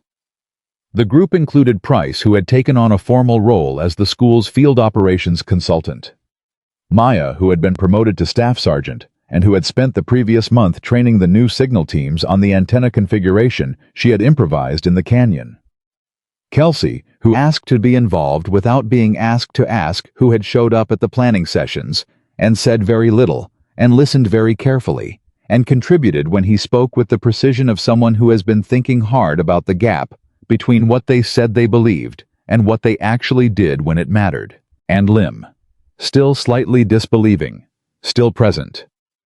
"The weather station is already reporting," Maya said, not looking up from her equipment. "Western Ridge is clear. Culvert at kilometer 4 was replaced 4 weeks ago. Engineering signed off yesterday." "I know," Tessa said. "Just saying, this time it's different." "It's different because people made it different," Tessa said. "Write that down somewhere. I'll use it in the next class." Maya looked up, and her expression did something that was not quite a smile, but was in the vicinity of one. She wrote it down. Price came in from the field inspection at 0730 and said the elevated casualty stations were pre-positioned, the runner network was rehearsed. The backup communication relay was in place at the canyon rim rather than the canyon floor, and the 2nd Battalion medical team's collection point was on the elevated shelf 40 meters north of the wash. Not because someone had told them to move it, but because their team leader, Lieutenant Cross, had reviewed the canyon materials and moved it himself before anyone asked. Tessa held that piece of information for a moment. Cross had reviewed the materials and moved the team himself. He had not needed an order. He had not needed a crisis. He had read what happened and understood what it meant and made the different decision in advance in the dry comfort of a planning session where the cost of the decision was nothing except the slight inconvenience of changing a coordinate on a map. That was the whole point. That was what she had been trying to build. "Good," she said. "Tell him." "I already did," Price said. "He seemed confused that I mentioned it." "That's also the point," Tessa said. "When doing it right feels obvious, we've done something real." At 0830 she walked to the formation field. She had not planned to arrive early. She had not intended the timing to mean anything to carry the resonance of return or reclamation or any of the other things that situations like this can carry when a person lets them. She arrived early because the school's morning schedule put her near the field at that time, and because there was a conversation she needed to have with the physical space. Not a sentimental conversation. She was not sentimental about places. But she stood on the packed earth of the demonstration field and looked at where the bleachers had been and thought about the morning that had started everything. Not with nostalgia. Not with the retrospective clarity of someone who knows how the story ends and has therefore made peace with how it began. She thought about it the way she thought about the tunnel as the true version, the one that happened, the one that cost what it cost. She thought about the specific quality of the silence after Rourke laughed. 2,600 people going still at once, and the particular kind of still, not shock, not disapproval, not the shared recognition of something wrong. Though it was all of those things, but the specific stillness of an institution, pausing to reckon with itself. She had not known in that moment what the reckoning would produce. She had known only that the silence was real and that she had to get up. She had gotten up. Kelsey found her there. She didn't hear him approach. He moved with the particular quiet of someone who had learned over the past 3 months that arrival without announcement was a form of respect, and he stood beside her without speaking for a moment, looking at the same field. "Weird to be back here," he said. "Is it?" He considered. "Maybe not weird. Different." Different how? I thought about it the way he thought about most things now, not quickly, but genuinely. She had noticed this change in him over the school's first 3 months. The quality of his thinking had not become slower. It had become more honest, which sometimes looked like slower from the outside. "The first time I stood on this field," he said, "I was trying to figure out what kind of soldier everyone else thought I was supposed to be. What it looked like. What the signals were." A pause. "I wasn't thinking about what I actually believed." "What changed?" He looked at her. "You asked me a question I couldn't answer, and you didn't pretend that was fine. You told me to think about it." He paused. Nobody had done that before, not in that way. She did not tell him that this was the whole school compressed into a single moment. She let him hold the thought as his own. "You told me if I had doubts about your judgment, you'd sit with me and go through it," he said, "after the exercise. I remember. I never took you up on it." "No. I didn't need to," he said. "The canyon answered the question." She looked at the field. "The canyon answered a lot of questions." He nodded. Then, "Major Rourke. Do you know what happened to him?" She had been asked this question before by different people in different registers, some curious, some hoping for a particular answer, some genuinely uncertain what they wanted to hear. Kelsey was asking it with the specific directness of someone who has decided they want the honest version, regardless of what it is. "He accepted a reassignment," she said. "Administrative position. He's not in command." "Is that enough?" She was quiet for a moment. "It's what the process produced. Whether it's enough depends on what he does with whatever comes next." She paused. "Regret might explain what a person does after. It doesn't erase what they already chose. But people do change, sometimes." Kelsey absorbed this. "Do you think he will?" "I don't know. I don't spend much time thinking about it." "What do you spend time thinking about?" She turned from the field and started walking toward the formation area where the battalions were assembling. He fell into step beside her. "The next class," she said. "The students who are going to walk in on Tuesday and not know yet that they already have the answers to the questions I'm going to ask. The soldier who's going to be in a canyon somewhere. Not this canyon. A different one. A different kind. And is going to have to decide whether their judgment is worth the cost of saying it out loud." She paused. "I think about that soldier a lot." "What do you want them to know?" Kelsey asked. She walked for a moment before answering. "That the move that puts someone down is not the important move. The important move comes after. What you choose to do when you have the power and nobody is making you use it, that's the one that defines you." The formation field was filling. 11 battalions assembling in the particular organized motion of a large military exercise, beginning its opening phase. The logistics of it were visible everywhere.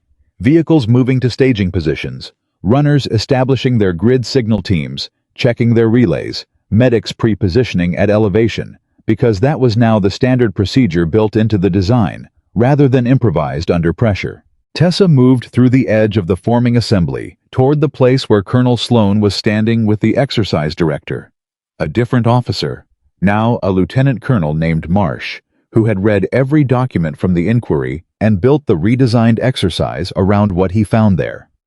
She had worked with Marsh for 6 weeks. He asked questions the way people ask questions when they actually want the answers. Sloan saw her coming and gave her a look that communicated across the distance the compressed acknowledgement of everything that had led to this morning. It was not sentimental. Sloan was not sentimental.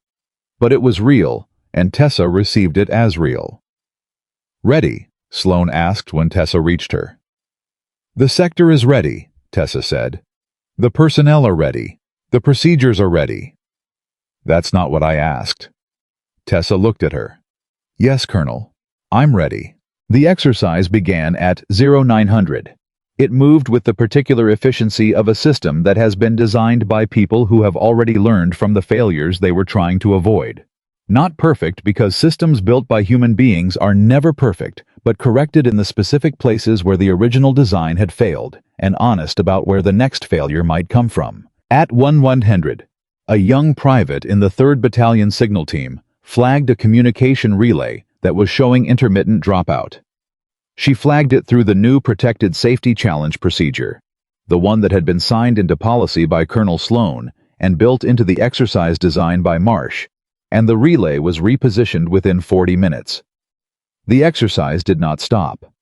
The timeline was not disrupted. The private's name was Specialist Torres, and she would not know until after the exercise that her flag had been the first formal use of the new procedure in a live training environment, and that it had worked exactly the way it was supposed to work. At 1940, the medical convoy in the southern sector completed its evacuation run along the Northern Ridge route, the route that had been built into the design that existed now as the primary option rather than the emergency alternative, and arrived at the elevated collection station 12 minutes ahead of schedule. Price was there. He checked them in, confirmed the count, and sent the runner back with the status. At 1588, the exercise concluded. All elements reported. All personnel accounted for. 0 casualties. The after-action review convened at 1700 in the same building where Rourke had delivered his account and Tessa had delivered hers 6 months ago. It was a different room now, same walls, same furniture, different atmosphere, entirely the way a room can change when the people in it have changed, and they bring that change with them. Tessa sat at the review table with the after-action documentation in front of her, and she was not thinking about 6 months ago. She was thinking about Torres, the private who had flagged the relay. She was thinking about whether Torres would be in the next intake at the school, and whether she would arrive already knowing that her instinct to flag the problem was worth something, or whether she would arrive still carrying the uncertainty of a person who has done the right thing once and is not yet sure whether the institution will let her do it again. She was thinking about how to answer that uncertainty before it calcified into assumption. Marsh ran the review efficiently and without theater. He moved through the timeline, the performance against objectives, the specific decision points where the new procedures had been tested. When he reached Torres's relay flag, he paused. This is the first documented use of the Protected Safety Challenge procedure in an exercise environment, he said. It functioned as designed. The relay was repositioned, the timeline was preserved, and the flagging soldier was not required to justify her instinct to the satisfaction of a superior officer before the flag was processed. He looked around the table. That matters. I wanted in the record that it worked. It went in the record. Afterward. When the review had adjourned and the room was clearing, Maya appeared at Tessa's shoulder in the way she always appeared present before. You knew she was coming, already aware of the 3 most important things in the room. Torres is in the next intake, Maya said. Tessa looked at her. How do you know? I checked the list. A pause. I may have also flagged her file to you as a candidate 3 weeks ago. I know, I approved it. Maya nodded, satisfied in the quiet way of someone who has arranged things correctly and does not require acknowledgement of the arrangement. She started to move, then stopped. Ma'am, can I ask you something? You already are. It was the same exchange they had had months ago in the canyon. Maya remembered it too. The slight shift in her expression confirmed it. When you built the runner network and the antenna configuration and all of it before the exercise, when nobody believed the risk was real, were you afraid you were wrong? Tessa considered the question.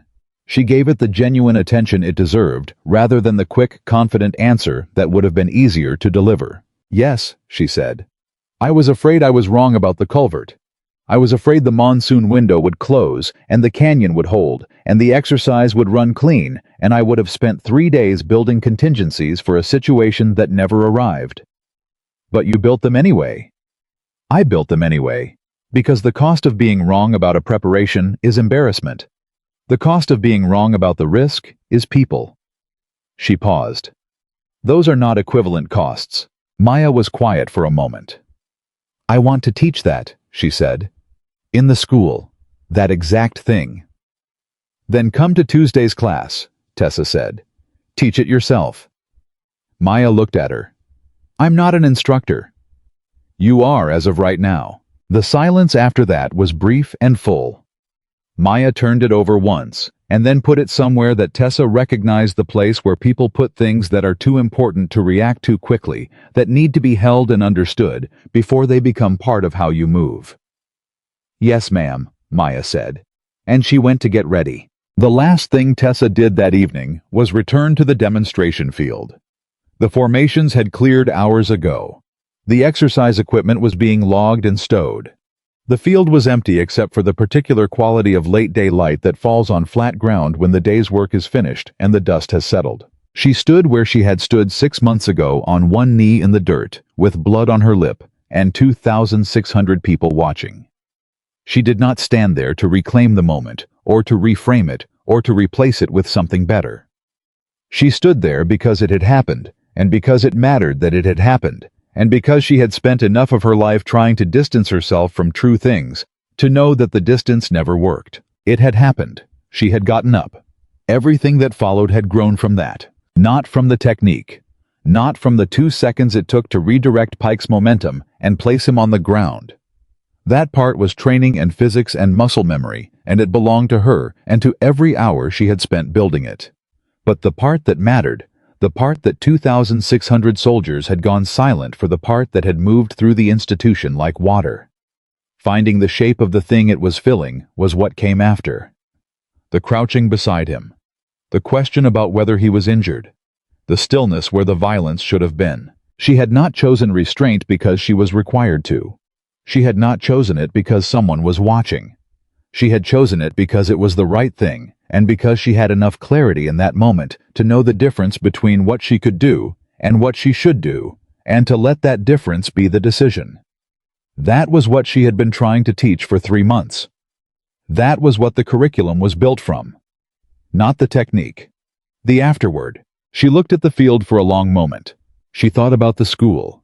She thought about Torres flagging the relay, and the relay being repositioned, and the exercise continuing without interruption. And she thought about the private who had done it without knowing she was the first. She thought about what the institution looked like when that was normal, when the correction was routine, when the flag was expected, when the person who said something is wrong was not the exception but the standard. She thought about how far that was from where they had been, and how close it was to where they needed to get, and how much work remained between the two. Then she picked up the notebook she always carried, opened it to a fresh page, and wrote the first line of the next class. She was not done. She had barely started. And that she understood, walking off that field in the settling light with her notebook in her hand, and her shoulder aching with its familiar truth, and the curriculum unfinished, and the school 3 months old, and every student in it carrying something they hadn't known they already possessed. That was the only way she knew how to end a day. Still working, still building, still choosing one decision at a time, to place people above pride, safety above appearances, and responsibility above the comfort of obedience. That was the move that mattered. That was the one she would keep making. And no one, not Rourke, not the canyon, not the tunnel, not anything that had